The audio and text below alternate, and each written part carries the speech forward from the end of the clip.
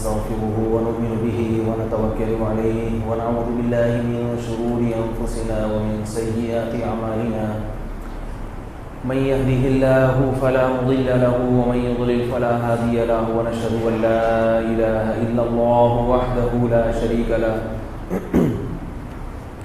ونشهد أن سيدنا وحبيبنا وشفيعنا وسندنا محمدا عبده ورسوله صلى الله تعالى عليه وعلى آله وأصحابه وبارك وسلم تسليما كثيرا كثيرا أما بعد فأعوذ بالله من الشيطان الرجيم بسم الله الرحمن الرحيم ما ترى في خلق الرحمن من تفاوت فارجع البصر هل ترى من فطور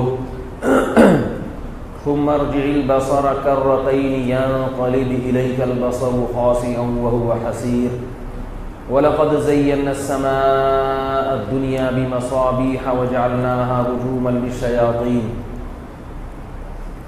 سورہ ملک کی آیات ہیں جن پر کئی ہفتوں سے بیان چل رہا ہے۔ پچھلے ہفتے میرا سفر تھا اس لیے بیان نہیں ہو سکا۔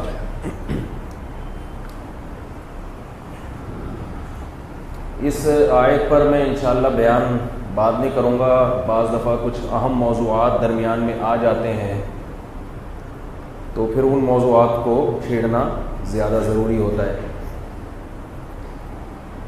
ایک بہت اہم موضوع ہے جس پر آج میں پہلے مختصر بات کروں گا،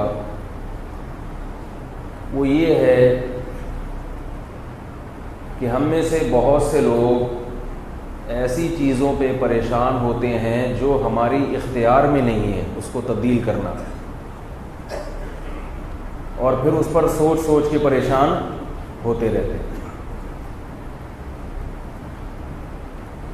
کسی کا فون آیا کہ والد صاحب ہمارے بہت غصے والے ہیں، ہر وقت ڈانٹ ڈپٹ کرتے رہتے ہیں، بہوؤں کو بھی سناتے رہتے ہیں۔ میں نے ان سے کہا کہ صبر کریں۔ وہ مجھ سے بڑی امید لگا کے کال کر رہے تھے کہ میں ان کو نسخے بتاؤں گا۔ کئی دنوں سے فون ملا رہے تھے، مل نہیں رہا تھا، اب جا کے ملا تو ان کو امید تھی کہ مولوی صاحب ایسا، بھائی آپ بیان کے بعد ملیں مجھ سے، ٹھیک ہے؟ بیچارے پشاور سے آئے، لفٹ ہی نہیں کرا رہے ان کو، میں کافی دیر سے بیٹھے ہیں۔ حالانکہ کوئی کراچی کا آدمی پشاور چلا جائے تو وہ بیچارے اتنا اکرام کرتے ہیں۔ اصل میں مجھ پر لوگ مہمان آتے ہیں تو وقت ہوتا نہیں ملاقات کا، یہ صبح سے بیٹھے ہوئے ہیں، میں ان کو ٹہلا ہی رہا ہوں ٹہلا کے اب مجھے ترس آیا، میں نے کہا یار اتنا بھی صحیح نہیں ہے، اور یہ بھی ڈھیٹ بن کے بیٹھے ہوئے،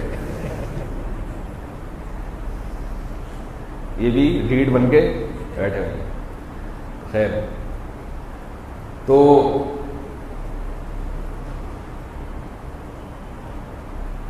جو چیز، ہاں میں یہ بتا رہا تھا کہ فون آتے ہیں لوگوں کے، تو میں اس لیے یہ نام ظاہر کیے بغیر کسی کی اشارہ، یعنی آپ تو نہیں پہچان سکتے، وہ خود بھی نہیں پہچانیں گے کہ کس کی بات ہو رہی ہے، لیکن وہ چیزیں اس لیے ان پر کو ڈسکس کرنا ضروری ہوتا ہے کہ یہ چیزیں ہر دوسرے تیسرے گھر میں یہ مسائل ہیں۔ کہیں ابا خر دماغ ہیں تو کہیں میاں صاحب کا میٹر شاٹ رہتا ہے، کہیں بیگم صاحبہ سیٹ نہیں ہے، کبھی کہیں اولاد بگڑی ہوئی ہے، کہیں باس کا موڈ صحیح نہیں رہتا، آپ نے پورے مکھن کے ڈبے خالی کر دیے باس کے اوپر، مگر باس کا موڈ صحیح نہیں، کہیں مسجد کے امام سے بیزار ہیں، کہیں امام کمیٹی سے بیزار ہے، کہیں باس جو اس کے ملازمین ہیں، امپلائیز ہیں، ان سے پریشان ہیں، تو کچھ نہ کچھ ٹیڑھا میڑھا دنیا میں چلتا ہی رہتا ہے۔ حکمرانوں سے پریشان ہیں، یار پھر وہی آ گیا دوبارہ اگلے 5 سال کے لیے، ٹھیک ہے نا؟ تو کچھ پریشانیاں تو ایسی ہوتی ہیں جو اللہ کی طرف سے ہوتی ہیں، اور کچھ پریشانیاں ایسی ہوتی ہیں جو قرآن خود کہتا ہے فَمِنْ عِنْدِكَ، وہ تمہاری اپنی پیدا کرنا ہے۔ یہ بہت اہم بات ہے، تھوڑا سا اس کو غور سے سنیں۔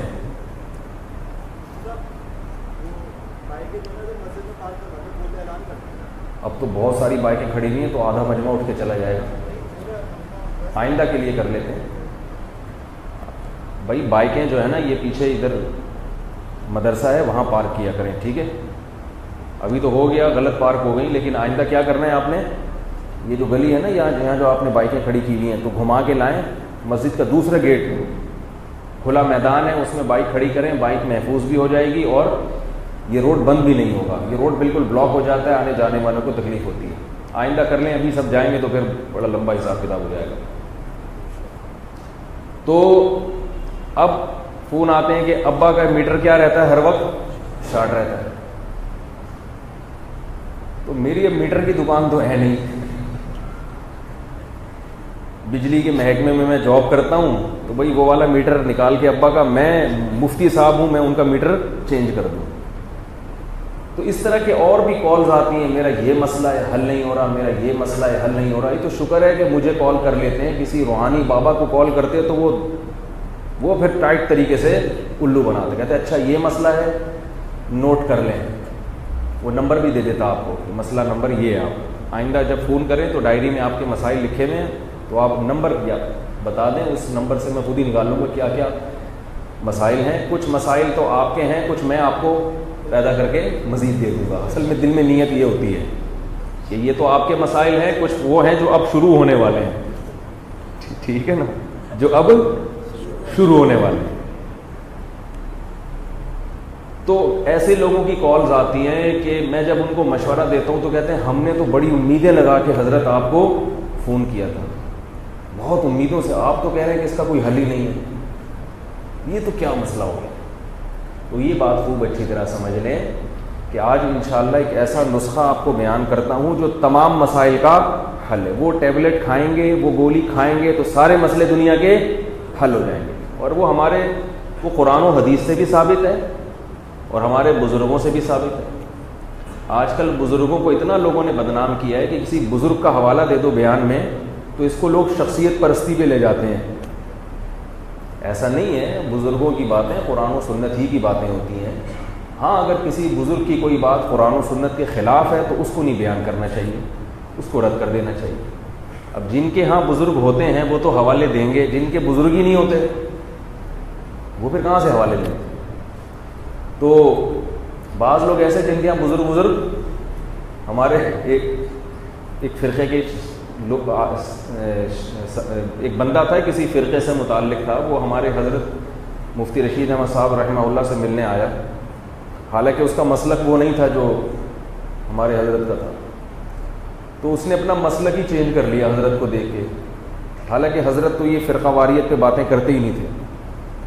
تو ہم نے ان سے پوچھا کہ آپ نے نہ کوئی اس کے خلاف دلیل سنی, نہ آپ نے اپنے مذہب کے خلاف کوئی بات سنی, آپ نے چینج کیسے کر لیا؟ انہوں نے کہا میں نے بزرگ پہلی دفعہ دیکھے ہیں. انہوں نے کہا میں جس فرقے سے بلانگ کرتا ہوں اس میں بزرگ شارٹ ہیں, بزرگ مجھے کوئی نظر ہی نہیں آیا. تو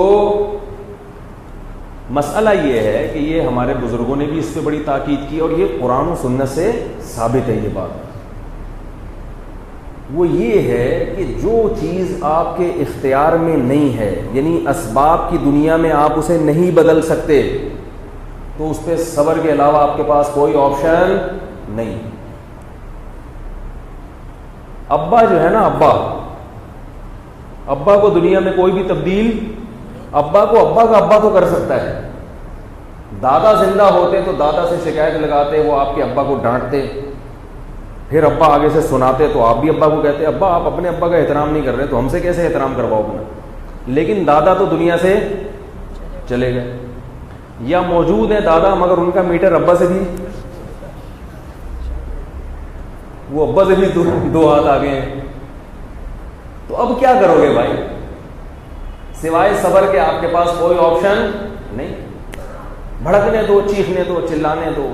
لوگ کہتے ہیں وہ ابا ایسی الٹی صلواتیں سناتے ہیں کہ بالکل ہی ہمارا میٹر شارٹ ہو جاتا ہے.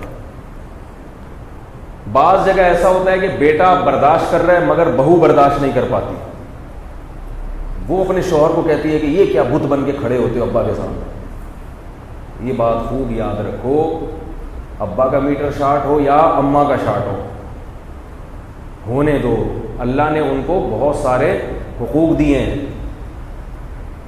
انہوں نے جو آپ کو پال پوس کے جوان کر دیا, کھلا دیا, پلا دیا, اب ان کا حق ہے کہ ان کا میٹر شارٹ چلتا رہے.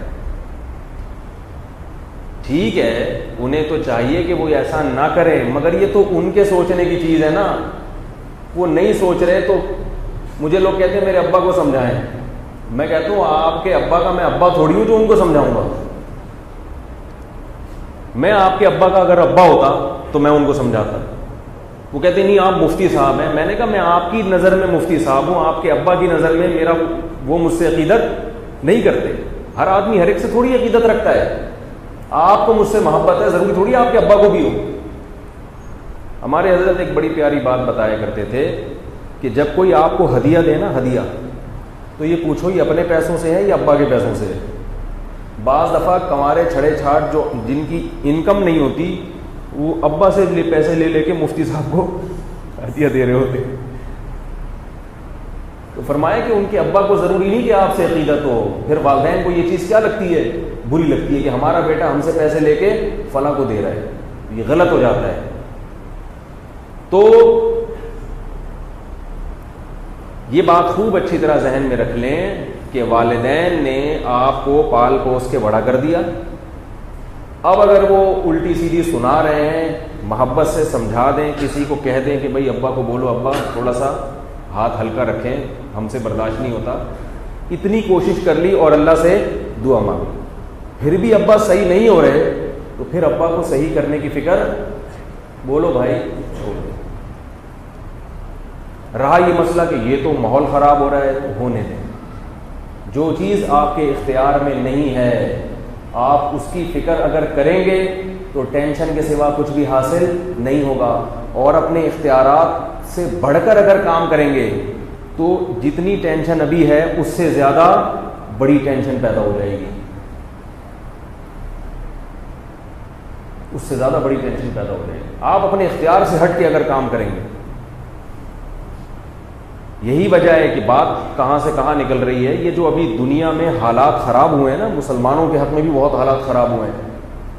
اس میں یہ تو ٹھیک ہے کہ ظالم حکومتوں کا بہت بڑا کردار ہے، مگر بہت ساری جگہیں ایسی ہیں کہ جہاں عوام نے حکومت کو سدھارنے کے لیے وہ طریقہ اختیار کیا جس کا عوام کو اختیار نہیں تھا اور لینے کے دینے پڑ گئے. ابھی شام کے حالات آپ کے سامنے ہیں.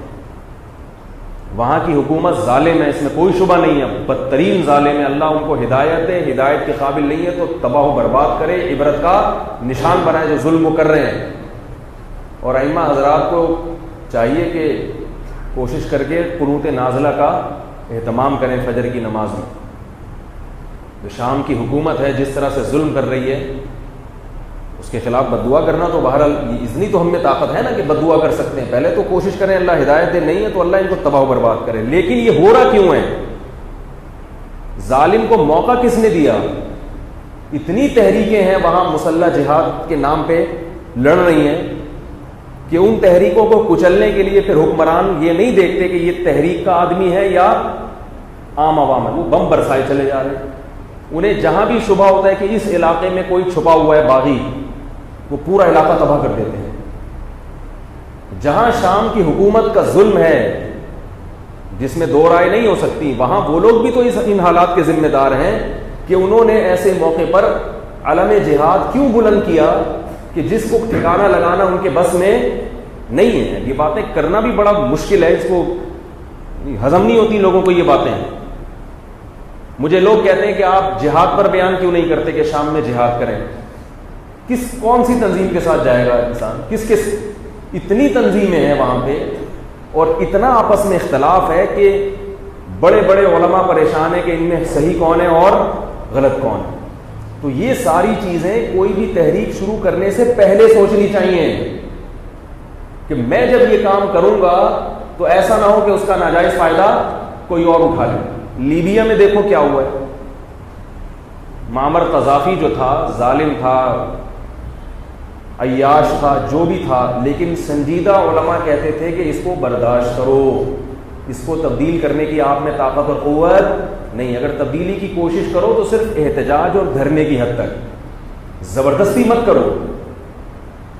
لیکن جو جذباتی لوگ تھے وہ نہیں مانے. انہوں نے کہا یہ عیاش ہے، اس کی یوٹیوب پہ کلپ آنا شروع ہو گئے، دیکھو شراب اور لڑکیوں کے ساتھ گھوم رہا ہے اور یہ کر رہا ہے اور وہ کر رہا ہے.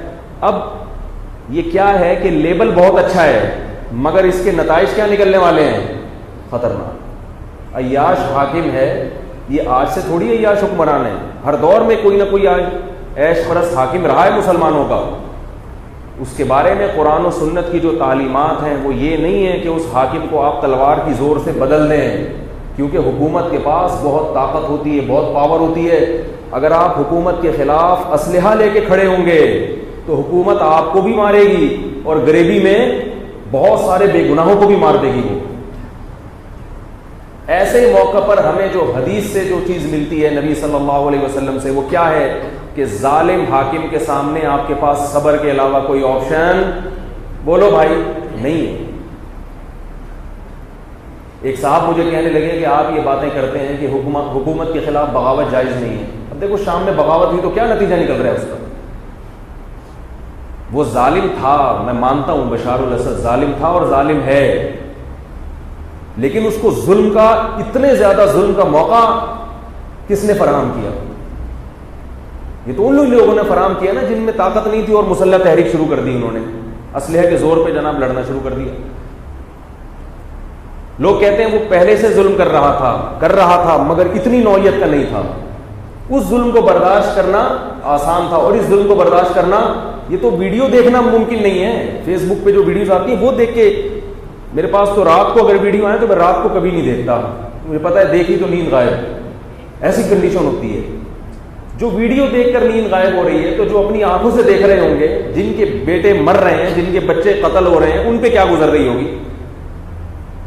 اس لیے یہ ساری جو فسادات ہوتے ہیں وہ کیوں ہوتے ہیں؟ جو بنیادی روح کیا ہے جس پر میں آج بات کرنا چاہ رہا ہوں، کہ جو چیز آپ کے اختیار میں نہیں ہے آپ وہ کام کرنا، بولو بھائی، شروع کر دو.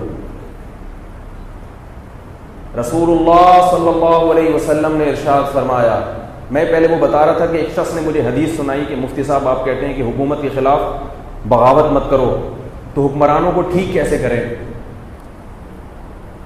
اور انہوں نے حدیث سنائی کہ نبی صلی اللہ علیہ وسلم نے ارشاد فرمایا، افضل الجہاد کلمۃ حق عند السلطان الجائر، سب سے بہترین جہاد ظالم حاکم کے سامنے حق بات کہنا ہے. اور مفتی صاحب آپ یہ کہتے ہیں کہ ظالم کے ظلم پر کیا کرو؟ صبر کرو. میں نے کہا اچھا ہوا یہ اشکال آپ نے کر لیا تاکہ لوگوں کے سامنے یہ بات پوری آ جائے. نبی نے یہ نہیں فرمایا کہ سب سے بہترین جہاد یہ ہے کہ ظالم حاکم کے سامنے تلوار اٹھاؤ. کیا فرمایا؟ کلمۃ حق، حق بات اس کے سامنے کہو. تو حاکم کے خلاف احتجاج سے ہم آپ کو منع نہیں کرتے، اگر وہ غلط کر رہے ہیں احتجاج کرو، اس کے سامنے حق بات کرو، چاہے وہ کچھ بھی کر لے. ہمت ہے تو اس کے سامنے حق بات کرو. جیسے کہ ہر دور میں اہل علم علماء ظالم حاکم کے سامنے حق بات کرتے رہے اور اس کی سزا میں قتل بھی کیے گئے ہیں. لیکن جن اہل علم نے بھی تلوار اٹھائی ہے ظالم حاکم کے خلاف، دوسرے علماء نے ان کی مخالفت کی اور بعد میں وہی برحق ثابت ہوئے جو مخالفت کرنے والے تھے. علامہ ابن تیمیہ رحمہ اللہ تعالی فرماتے ہیں کہ اسلامی تاریخ میں بغاوت کے کبھی بھی اچھے نتائج، بولو بھائی، نہیں نکلے. ہاں ایسی جگہ بغاوت جہاں بہت بڑی بڑی طاقتیں باغیوں کے ساتھ ہوں، وہ پھر بڑی طاقتوں کے اپنے مفاد ہوتے ہیں. جیسے لیبیا میں بغاوت کامیاب ہو گئی، کیوں کامیاب ہوئی ہے؟ پیچھے بڑی طاقتوں کا اپنا مفاد تھا اس میں، لیکن پبلک بڑی طاقتوں کا ایجنڈا پورا کر رہی ہے اور پبلک کو یہ علم نہیں ہوتا. اب شام میں جو لڑائی ہوئی ہے اس سے بڑی طاقتوں کے فائدے ہو رہے ہیں. برما میں لڑائی جو ہو رہی ہے نا، برما میں جو مسلمانوں پہ ظلم ہو رہا ہے، کچھ بڑی بڑی طاقتیں جو برما کی گورنمنٹ کو پش کر رہی ہیں کہ ان کو مارو، اور ان کے اپنے تجارتی مفاد ہیں. بہت مشکل ہے سمجھانا. تو اس لیے کوئی بھی جہاد کے نام پہ آپ کو بیوقوف نہ بنائے. کہیں ایسا نہ ہو کہ نام جہاد کا ہو اور کام مسلمانوں کو، بولو بھائی، تباہ کرنے کا کام. ایسا نہ ہو. میں جہاد کا منکر نہیں ہوں، جہاد کا منکر کافر ہے، لیکن پہلے علماء سے، جو ماہر علماء ہیں، ان سے پوچھو بیٹھ کے کہ حضرت صحیح جہاد کہاں ہے اور غلط جہاد کہاں ہے. جو اس فیلڈ کے ماہر ہیں اور صرف اس فیلڈ میں ماہر ہونا ضروری نہیں ہے، وہ کتابوں کو بھی جانتے ہیں، قرآن و سنت کو بھی جانتے ہیں کہ جہاد کی کیا شرائط ہیں، اور جہاد کب فرض ہوتا ہے، کب فرض عین ہوتا ہے، کب فرض کفایہ ہوتا ہے، اس کی شرائط کیا ہیں، وہ تمام چیزوں کا علم جو علماء رکھتے ہیں ان سے آپ پوچھیں تو وہ آپ کو بتائیں گے کہ صحیح جہاد کون سا ہوتا ہے اور غلط۔ بعض لوگ تو جہاد کے سرے سے منکر نہیں، اس زمانے میں جہاد ہی نہیں ہے، یہ بھی غلط ہے، ایسا نہیں ہے، جہاد ہر دور میں ہوتا رہے گا، لیکن صحیح جہاد اور غلط جہاد میں فرق کرنا پڑے گا۔ تو میں یہ عرض کر رہا تھا کہ یہ جو ترکی جو ہے نا پوری حکومت ہے، اب ترکی اگر جہاد کرے اس جہاد کو کیا کہا جائے گا؟ اس کو سپورٹ کرنا آپ کی ذمہ داری ہے، کیونکہ پوری ریاست ہے نا، ریاست ہے، ریاست جب کوئی کام کرتی ہے تو پھر وہ اس کے تمام عواقب نتائج پر غور کرتی ہے۔ جیسے ترکی نے جب شامیوں کی مدد کا اعلان کیا تو یہ ایسا ہی نہیں کر دیا، باقاعدہ انہوں نے تمام دنیا کے نقشوں کو سامنے رکھا، مستقبل کو سامنے رکھا کہ اس کے نتائج کیا نکلیں گے، ہم برداشت بھی کر پائیں گے کہ نہیں کر پائیں گے، ہمارے ملک میں اس کا تحمل بھی ہے یا نہیں ہے، کچھ اسباب کو دیکھا، کچھ اللہ پر اعتماد اور توکل کیا۔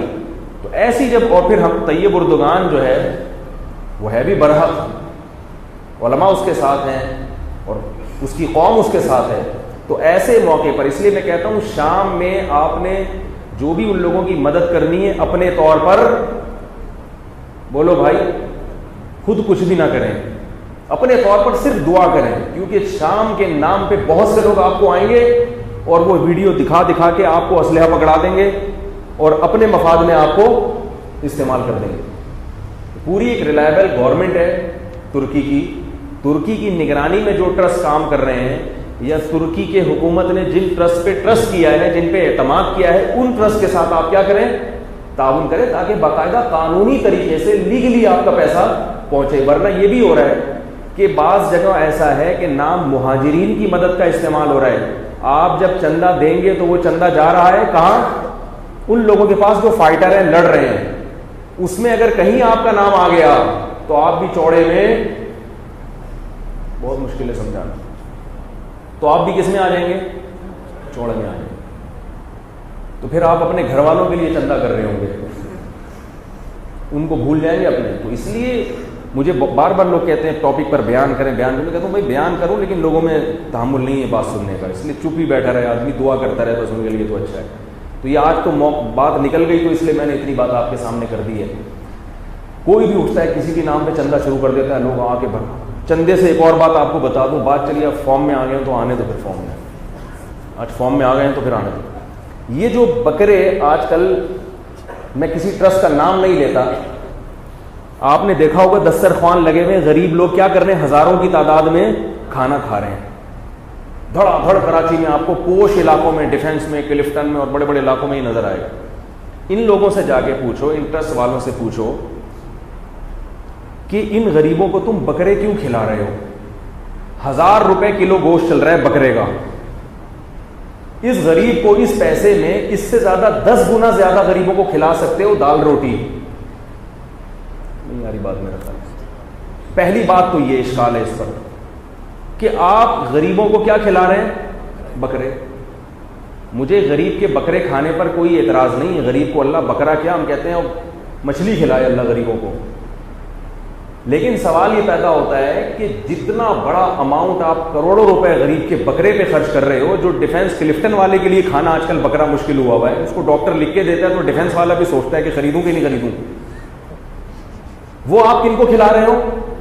تو اتنا اماؤنٹ جو آپ خرچ کر رہے ہو، اس سے اگر یہی اماؤنٹ آپ غریبوں پر کسی اور طریقے سے خرچ کر دیتے تو ان کی حاجات اس سے 10 گنا زیادہ غریبوں کو کھلایا جا سکتا ہے۔ اگر آپ ان کو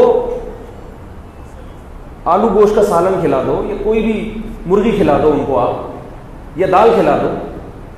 پہلا اعتراض تو یہ ہے، تو ہمیں اس ٹرسٹ پر اعتراض نہیں ہے، لوگ جو اس قسم کے ٹرسٹ کے ساتھ تعاون کرتے ہیں ان پر اشکال ہے کہ بالکل آنکھیں بند کر کے نا ہماری قوم سے جو بھی چندہ مانگ لے فوراً پیسے پکڑا دے۔ میرے پاس کتنے لوگوں کی کال آتی ہیں، برما کے لیے پیسے آپ کو تو نہیں چاہیے، تو بھائی مجھے نہیں سمجھ میں آ رہا۔ ویسے تو برما میں نے ایک اعلان کیا تھا کہ کوئی قابل اعتماد میری نظر میں نہیں ہے، لیکن بعد میں ایسا الحمدللہ ایسے لوگ مل گئے لیکن فی الحال دوبارہ وہاں سے کوئی ایسے مطالبہ نہیں آتا کہ چندہ بھیجا جائے ان لوگوں کے لیے. آتا ہے تو پھر بتا دیا جاتا ہے آپ کو. لیکن لوگوں کی حالت یہ ہے کہ کوئی بھی کھڑا ہو کر ان کی جیب سے پیسے نکلوا لے, یہ نکال کے اس کو آرام سے دے دے. اتنا دل خراب ہوتا ہے کہ اللہ کتنی خون پسینے سے انسان کما. اگر آپ کے پاس فالتو پیسہ آ گیا ہے, فالتو پیسہ ہے, آپ سمجھتے ہیں کہ یہ وراثت میں فری میں مل گیا, تو بھائی ہمیں دے دو. وہ مولوی صاحب یہ مجھ سے سنبھل نہیں رہا, یہ فالتو ہے. میں نے کہا کہ اب پھینکنے میں جا رہا تھا اس کو پھینکنے کے لیے, تو بھائی ہمیں دے دو یار, ہم اس کو صحیح جگہ خرچ کر دیں گے انشاءاللہ, کھائیں گے نہیں. اور اگر ہم پر اعتماد نہیں ہے کسی اور کو دے دو. اس پر اعتماد نہیں ہے, سب سے بہتر تو یہ کہ کسی کو نہ دو, خود جا کے مستحق کو تلاش کرو. نہ مجھے دو نہ کسی اور کو دو, خود مستحق کو جا کے تلاش کرو. جو بھی آتا ہے آپ اس کو پیسے پکڑا دیتے ہیں.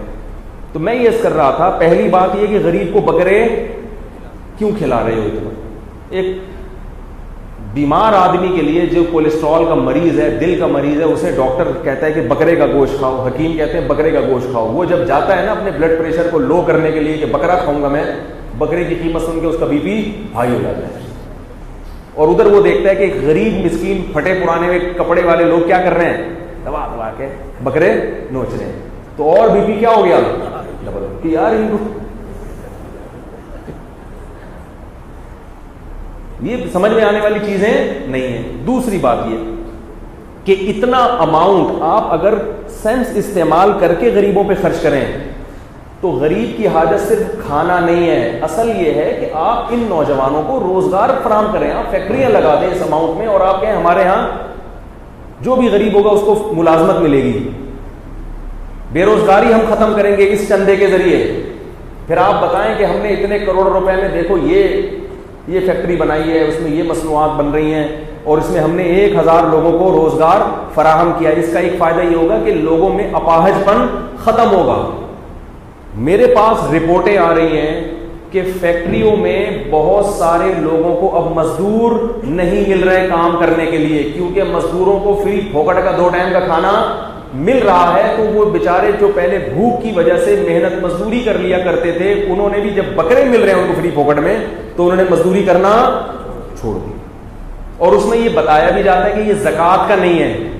اس سے مالداروں کی نیتیں بھی خراب ہوتی ہیں کہ یار جب زکوٰۃ کا نہیں ہے تو گزرتے ہوئے دیکھتے ہیں دائیں بائیں, کو دیکھ تو نہیں رہا ہے بھائی, چلو بھائی پھوڑ لو بیٹھے. یہ تو جب ہے کہ جب فرض کرو یہ سارے غریب ہی ہیں, ورنہ اس کی کیا گارنٹی کہ یہ سارے غریب بیٹھے ہوئے ہیں. ہماری قوم میں سب نہیں, ایسے ایسے پوستی لالچی لوگ موجود ہیں جو 1-1 روپیہ بچا کے رکھتے ہیں, کروڑوں روپے کے مالک ہیں. تو کیا وہ یہ فری میں جا کے نہیں کھاتے ہوں گے کھانا؟ کیسے سمجھائیں بھائی؟ کیا ہمارے ملک میں اس قسم کے لوگ ہول سیل کے حساب سے ہیں یا نہیں ہیں, جن کو فری میں کھانا ملے تو وہ 1 روپیہ بھی خرچ نہ کریں جبکہ ان کے بینک میں کروڑوں روپے پڑے ہوئے ہیں؟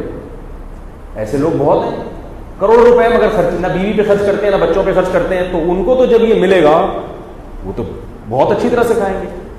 تو یہ تیسرا اشکال ہے کہ یہ بھی یقین نہیں ہے کہ یہ سارے کیا ہوں, غریب ہوں. اس میں بہت سارے مالدار بھی ہوتے ہیں جو بیٹھ کے بکرے پھوڑ رہے ہوتے ہیں. چوتھا اشکال اس پر, یہ تیسرا اشکال پتہ نہیں نمبر دائیں بائیں ہو رہے ہیں.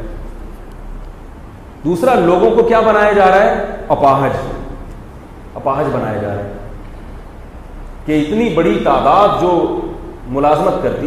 آپ یہ بھی تو دیکھیں جو ہٹا کٹا ہے اس کو یہاں آنے کی اجازت بولو نا, یہ بھی نہیں ہوتی. ہٹے کٹے آدمی کو اجازت نہیں, جاؤ کماؤ جاؤ. یہ ٹھیک ہے کہ جو آدمی مستحق نہیں ہے اس کو بھی صدقہ دینے کا ثواب ملتا ہے, زکوٰۃ نہ ہو صدقہ دینے کا ثواب ملتا ہے. اگر آپ نے کسی ایسے کو پیسے پکڑا دیے جو مستحق نہیں ہے تو بھی ثواب ملے گا. کسی کے ساتھ بھی آپ احسان کریں تو ثواب ملتا ہے. تو انفرادی طور پر, جزوی طور پر تو یہ درست ہے. تبھی تو میں کہتا ہوں رشتہ داروں میں جو مستحق نہیں بھی ان کو بھی کھلا دیا کرو, ان کو بھی دے دیا کرو. دوست احباب میں کوئی دیکھو کہ دوستی یاری ہے, اگرچہ غریب نہیں ہے پھر بھی چلو اس کو ہدیہ دے دیا آپ نے, چلتا ہے. لیکن جب اجتماعی سطح پہ یہ کام شروع ہو جائے گا, انفرادی طور پر کسی کام کا ہونا ایک الگ چیز ہوتا ہے, اور اجتماعی سطح پہ ایک قوم میں رواج پڑ جانا اس کا نقصان زیادہ ہے اور فائدہ کم ہے. اس سے کیا پیدا ہوگا؟ اپاہج پن پیدا ہوگا. ممکن ہے کوئی یہ اشکال کرے کہ وہاں حرم میں بھی تو دسترخوان لگتے ہیں, حرم میں بھی تو لوگ کھلاتے ہیں, تو وہاں سارے مسافر ہوتے ہیں. اور دوسرا, حرم مسجد حرام ہو یا مسجد نبوی, اس کے وہ ایک الگ چیز ہے. وہ تو اس کو تو یہ تعبیر ہے کہ رسول اللہ صلی اللہ علیہ وسلم کا دسترخوان ہے. بھائی کوئی آدمی اگر اس لیے کھلائے کہ وہاں جو زیارت کرنے کے لیے لوگ آئے ہیں ان کا پیسہ بچ جائے, یہ سوچ بہرحال اچھی ہے. وہ اپاہج نہیں ہے جو اتنی دور سے سفر کر کے اپنا پیسہ خرچ کر کے عمرہ کرنے گئے ہیں. اور اکثر وہاں افطاری کھلائی جاتی ہے, روزے دار کو افطار کرانا تو وہ تو ٹھیک ہے, وہ کہیں بھی کرا سکتے ہیں آپ. کہ پورے سال دسترخوان چلتا رہے اور بکرے کا وہ بھی چلتا رہے, یہ چیز اس کو آپ اس پر قیاس نہیں کر سکتے. اور ایک اہم بات یہ بھی ہے اس میں کہ مرد جب روٹی نہیں ملتی نا اس کو, جب فیکٹری میں کماتا ہے تو کمانے میں اللہ نے برکت رکھی ہے, بھیک میں اللہ نے برکت نہیں رکھی. جب وہ کماتا ہے تو اتنا کما لیتا ہے کہ اپنا بھی پیٹ بھرتا ہے, بیوی بچوں کا بھی بھرتا ہے. اور جب وہ کسی ٹرسٹ کے ذریعے فٹ پاتھ پہ بیٹھ کے کھائے گا تو پھر اپنے پیٹ کی فکر کرے گا, بیوی بچوں کی بولو بھائی بھول جائے, یا تو ان کو بھی بھکاری بنائے گا, تم بھی ادھر آ جائے گا.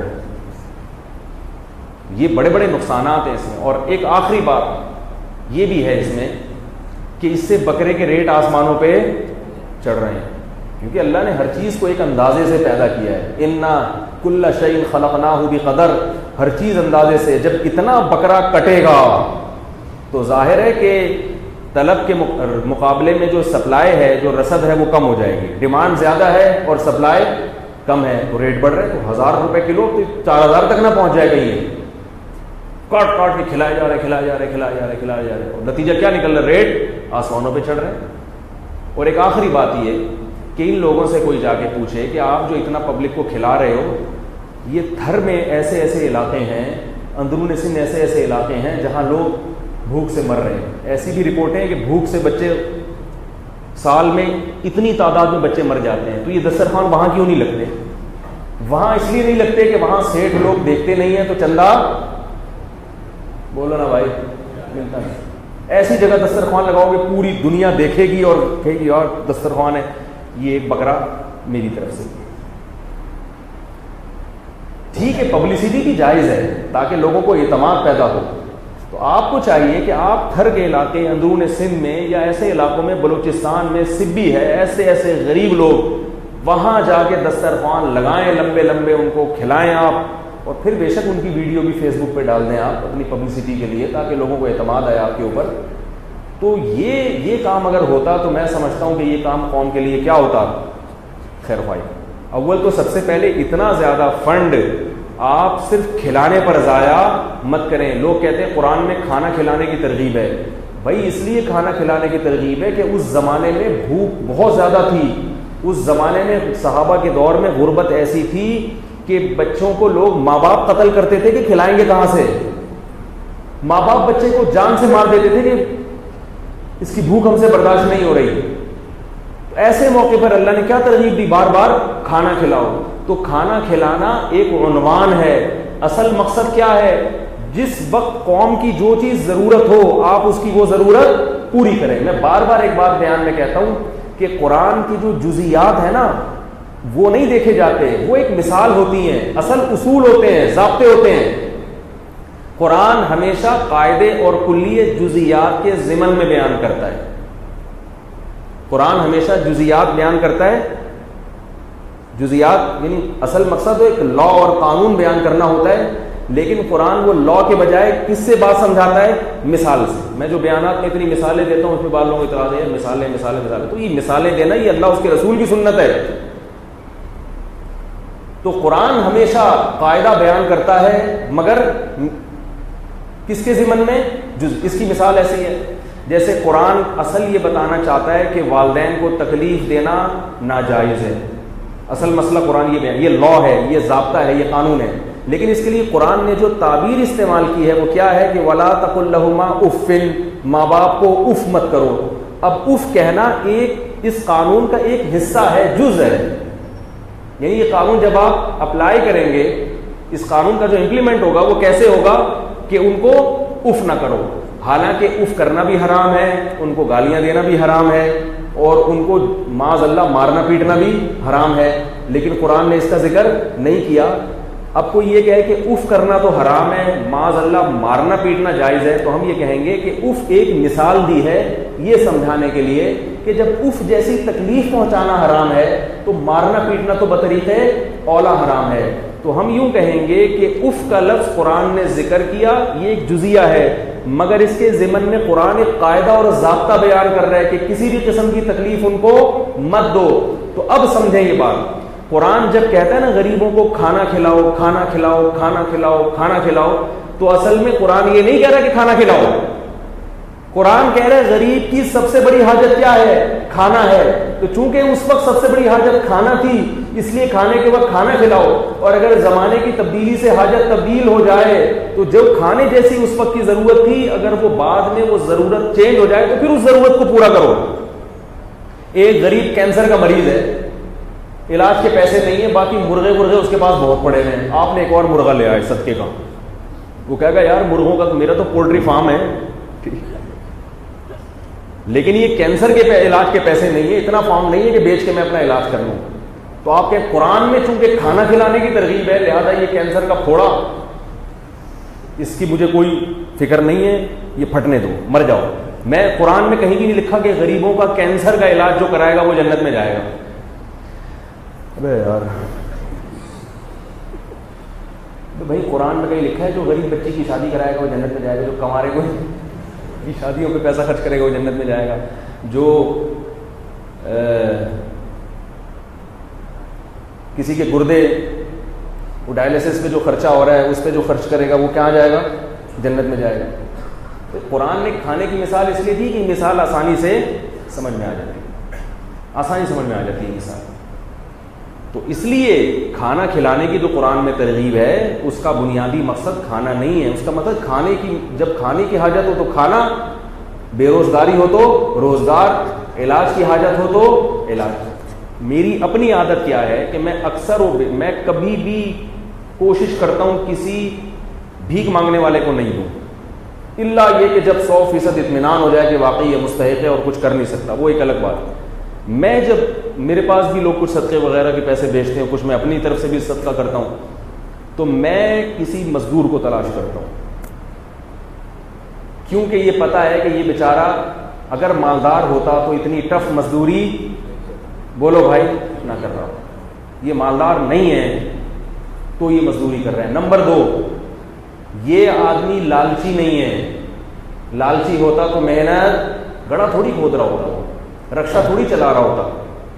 ایسے آدمی کو بغیر مانگے دے دو، اور سرسری غور کرو کہ زکوٰۃ کا مستحق ہے یا نہیں، اگر لگ رہا ہے تو زکوٰۃ بھی دے سکتے ہیں اس کو، نہیں تو صدقہ تو بہرحال، صدقے میں تو یہ کوئی قانون نہیں ہے، صدقہ تو مالدار کو بھی دیا جا سکتا ہے، تو غریب کو کیوں نہیں دیا جا سکتا؟ وہ تو اور زیادہ ثواب ہے اس میں۔ اور بعض دفعہ اگر میرے پاس کوئی بڑا اماؤنٹ ہو تو پھر میں کیا کرتا ہوں، میں کسی غریب سے یہ پوچھتا ہوں کیوں کر رہے ہو، یہ کیا ہے، وہ اس کو نہیں پتا ہوتا یہ مولوی صاحب مجھے چندہ دیں گے، اگر پہلے پتہ چل جائے نا تو پھر چھوڑو ہوتے ہیں، پھر آج کل غریب کیا ہوتے ہیں، لمبی چھوڑنا شروع کر دیتے ہیں، کہہ رہے بھائی مجھے 2-3 کروڑ روپے مل جائے نا، پھر ایسی باتیں شروع کرتے ہیں، ان کو نہیں پتا ہوگا ایسے ہی ہے، ہیلو ہائے، اور بھائی طبیعت سائڈ رنڈی والا ٹول بول، اگر پٹھان ہے تو تھوڑا سا پشتو ماری، پنجابی ہے تو تھوڑا سا اس میں اور پہاڑ کی حالت تو ٹھیک ٹھاک ہو، اس طرح کی تھوڑی سی گلا شلنا کر کے تو تھوڑا سا اس کو مانوس کیا، اس کے بعد اس سے رپورٹ طلب کی، اور بھائی کیا کر رہے ہو، گھر ور کیسا چل رہا ہے، تو بھائی اس کو لفافہ چپکے سے پکڑاؤ اور پتلی گلی سے نکل۔ اور اس سے زیادہ اچھا کام کیا ہے؟ بعض دفعہ یہ بھی میری کوشش ہوتی ہے، کبھی اس میں کامیاب ہوتا ہوں کبھی نہیں بھی ہوتا، اور کبھی یہ کوشش نہیں بھی کرتا، ٹائم ہی نہیں ہوتا، لیکن میں اس لیے آپ کو بتا رہا ہوں کہ بھائی یہ کام کریں گے تو انشاءاللہ انسانیت کی خدمت ہوگی، اپنی قوم کی خدمت ہوگی، اور اپاہج نہ بنائے لوگوں کو۔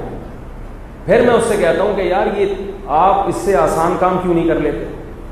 یا کوئی واقعی بے روزگار ہے، وہ ایسا بھی ہوا ہے، بھکاری آیا ہٹا کٹا، میں نے کہا آپ کچھ کرتے ہی نہیں، کہہ رہے ہیں یار آج کل روزگار نہیں مل رہا، میں کیا کروں؟ میں نے کہا ٹھیک ہے آ جاؤ، ہماری مسجد میں کام ہو رہا تھا، میں نے کہا یار یہ سارا کام یہاں نمٹا دو، یہ کر لو، یہ گڈھا آپ کھود دو، آپ مجھ سے 100 روپے مانگ رہے ہو، میں آپ کو 2000 روپے دے دوں گا ایک دن کے، یا 3000 روپے دے دوں گا ایک دن کی دہاڑی۔ اب فوراً پتلی گلی سے نکل لی، بھائی جب آپ ہٹے کٹے ہو, آپ کی باڈی سے لگ رہا ہے کہ آپ کدال کسی کے سر پہ بھی مار سکتے ہو, اتنی طاقت ہے.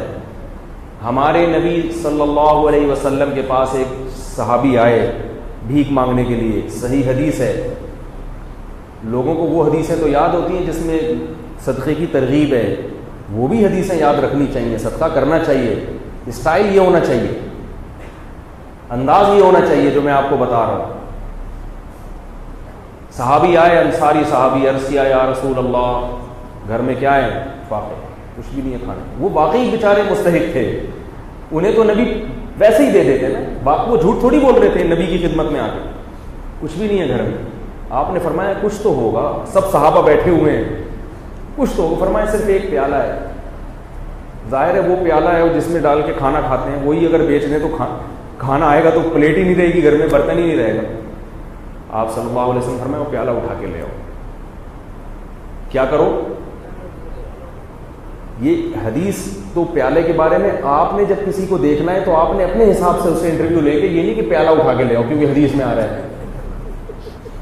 حدیث کے ظاہر کو نہیں لیا جاتا ہر جگہ. اسی وجہ سے امام ابو حنیفہ کا فقہ ہمیں بہت اچھا لگتا ہے. ضروری نہیں سب کو اچھا لگے, جن کو اچھا نہیں لگ رہا ان کو بھی مسلمان سمجھتے ہیں, لیکن ہمیں امام حنیفہ کا فقہ اس لیے اچھا لگتا ہے کہ امام حنیفہ حدیث کے ظاہر کو نہیں لیتے, بہت گہرائی میں جاتے ہیں. میں تو خود فقہ حنفی کو چونکہ کئی سالوں سے پڑھا رہا ہوں, میں جب ابتدا میں جب میں مولوی بننے کے لیے مدرسے میں بیٹھا تھا تو میں امام ابو حنیفہ کے فقہ سے ایسے ہی بدگمان تھا جیسے عام لوگ بدگمان ہوتے ہیں کہ وہ حدیث کے خلاف ہے. میرا بھی یہی تھا. لیکن جب میں نے گہرائی میں جا کے پڑھا تو مجھے لگا کہ امام حنیفہ بڑے ہی خاندانی فقیہ تھے, حدیث کی روح کو سمجھتے ہیں امام حنیفہ رحمہ اللہ تعالیٰ, بہت گہرائی میں جاتے ہیں. اس لیے اتنی جلدی فقہا سے بدگمان نہ ہو جایا کریں. خیر, اب کیا ہے کہ رسول اللہ صلی اللہ علیہ وسلم نے ان سے کہا کہ جاؤ کیا لے کر آؤ؟ پیالہ. وہ لے آؤ. نبی نے ان کو طریقہ سکھا رہے ہیں. کیسا پیارا آپ صلی اللہ علیہ وسلم کی تعلیم کا انداز تھا. آپ یہ بھی تو کہہ سکتے تھے بھائی اس پیالے کو بیچو, یہ خریدو, یوں کرو جاؤ. تو آپ نے معلم کو بھی بتا دیا کہ تم نے غریب کو صحیح راستہ بھی دکھانا ہے اور اس کے ساتھ اس راستے میں تعاون بھی کرنا ہے. وہ بیچارہ کانفیڈنس نہیں ہوتا, آپ نے اس کو سمجھا کے نکل لیے, وہ کنفیوز ہے یار میں نے کیا کرنا ہے. ہر آدمی میں کانفیڈنس نہیں ہوتا, قوت فیصلہ نہیں. تو آپ نے بتا دیا کہ اس کے ساتھ تعاون کرنا ہے, اس کی حوصلہ افزائی کرنی ہے. تو آپ یہ نہیں آپ صلی اللہ علیہ وسلم نے فرمایا کہ جاؤ وہ پیالہ بیچو اور یہ کرو اور وہ کرو اور خود ہی کر لو سارا کچھ. فرمایا لے آؤ.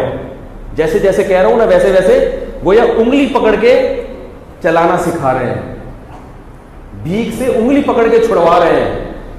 یہ زیادہ بڑی خدمت ہے. اگر آپ صلی اللہ علیہ وسلم ان صحابی کو کھانا دے دیتے, صدقہ دے دیتے, اگلے دن پھر آ جاتے, وہ تو کھاؤ ختم. اور تھوڑے دنوں میں کیا ہوتا, ان کی زوجہ بھی یہی, بچے بھی یہی کر رہے ہوتے. یہ بھیک ایسی بیماری ہے جو نسلوں میں چلتی ہے. خاندانی بھکاری ہوتے ہیں بعض لوگ, ارے ہمارے ابا بھی یہی کام کرتے تھے.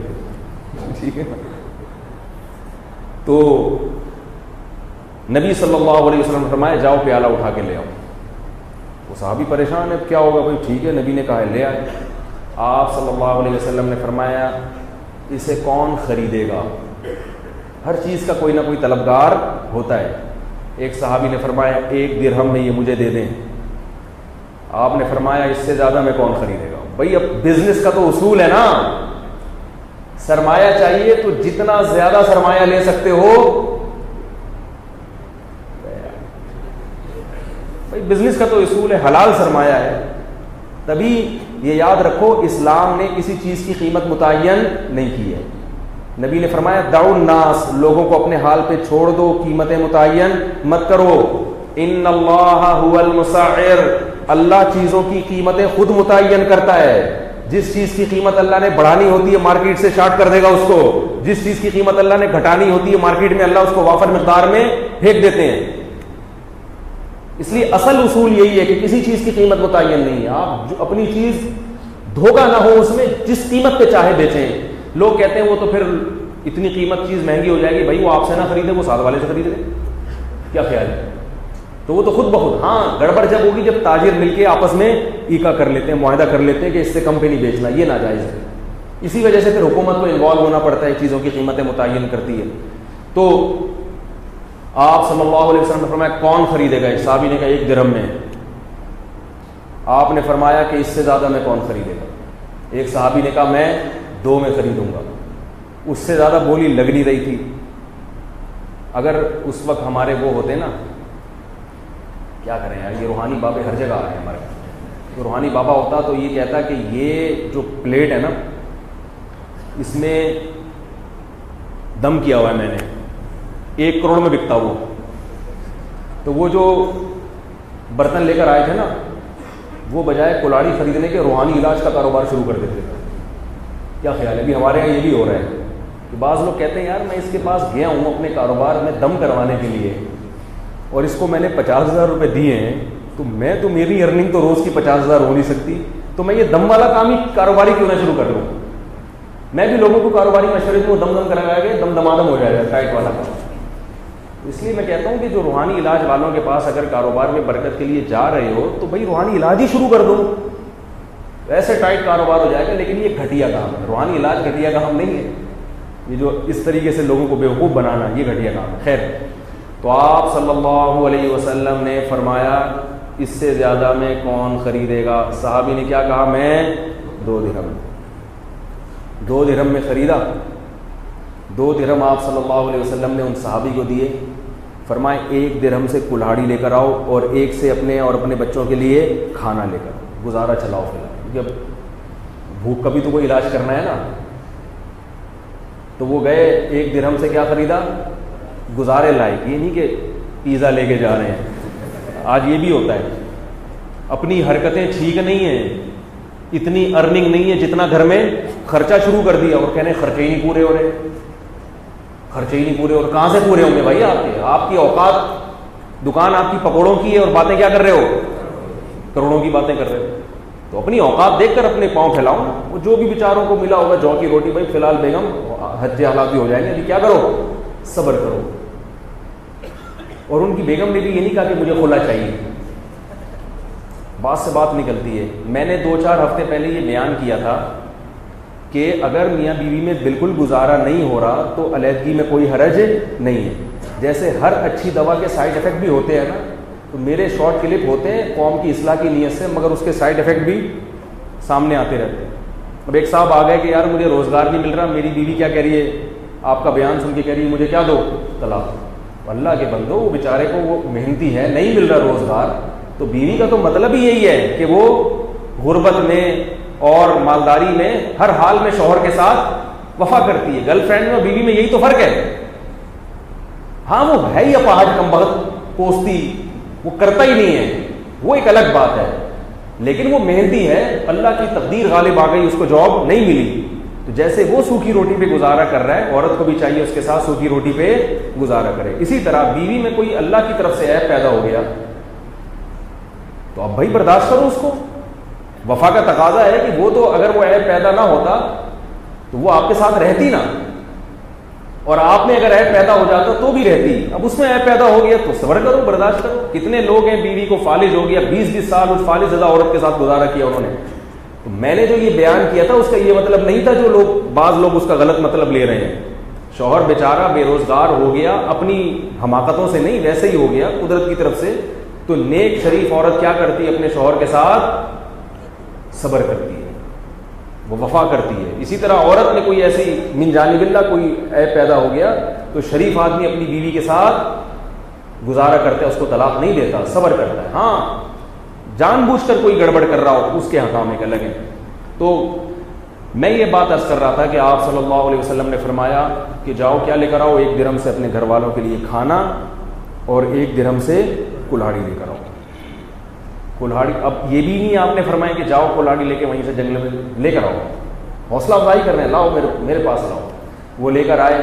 آپ صلی اللہ علیہ وسلم نے اس میں دستے مبارک کو اپنے ہاتھ سے ڈالا اس میں، اور وہ کلہاڑی ان صحابی کے حوالے. فرمائے جاؤ لکڑیاں، جنگل سے لکڑیاں کاٹو اور ان کو بیچو.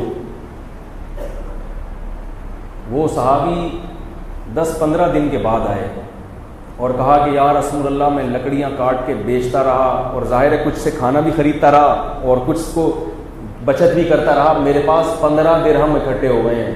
درہم بڑی ویلیو والی چیز تھی اس زمانے میں.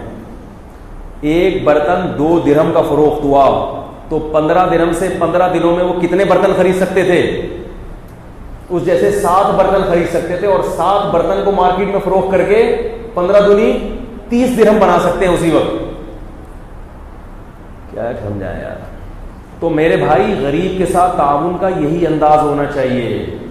ہاں جو ہر آدمی پر یہ اپلائی نہیں ہوتا، بعض ایسے ہوتے ہیں جو نہیں کر سکتے، وہ پھر ایک الگ بات ہے، یا کوئی مجبوری ایسی آ گئی کہ وہ روزگار سے بھی ان کا وہ مسئلہ حل نہیں ہوگا، ایک الگ بات ہے. لیکن عام طور طریقہ کیا ہونا چاہیے کہ آپ اس کو کہیں کہ بھائی میں تمہیں رکشا خرید کے دے دیتا ہوں، ٹھیک ہے نا، رکشے کے پیسے اگر آپ کے پاس نہیں ہیں تو آپ اسے کہیں میں قسطوں پہ تمہیں خرید کے دے دیتا ہوں، ہر مہینے صدقے کی رقم نکالتا ہوں، تو میں رکشا اٹھا لو مارکیٹ سے اور رکشا لے کر چلتے ہوئے بازار میں نظر آؤ، اس سے کماؤ، اپنا پروفٹ نکالو اور رکشے کی قسط مجھے دے دو تاکہ میں وہ قسط وقت پہ جمع کرا دوں.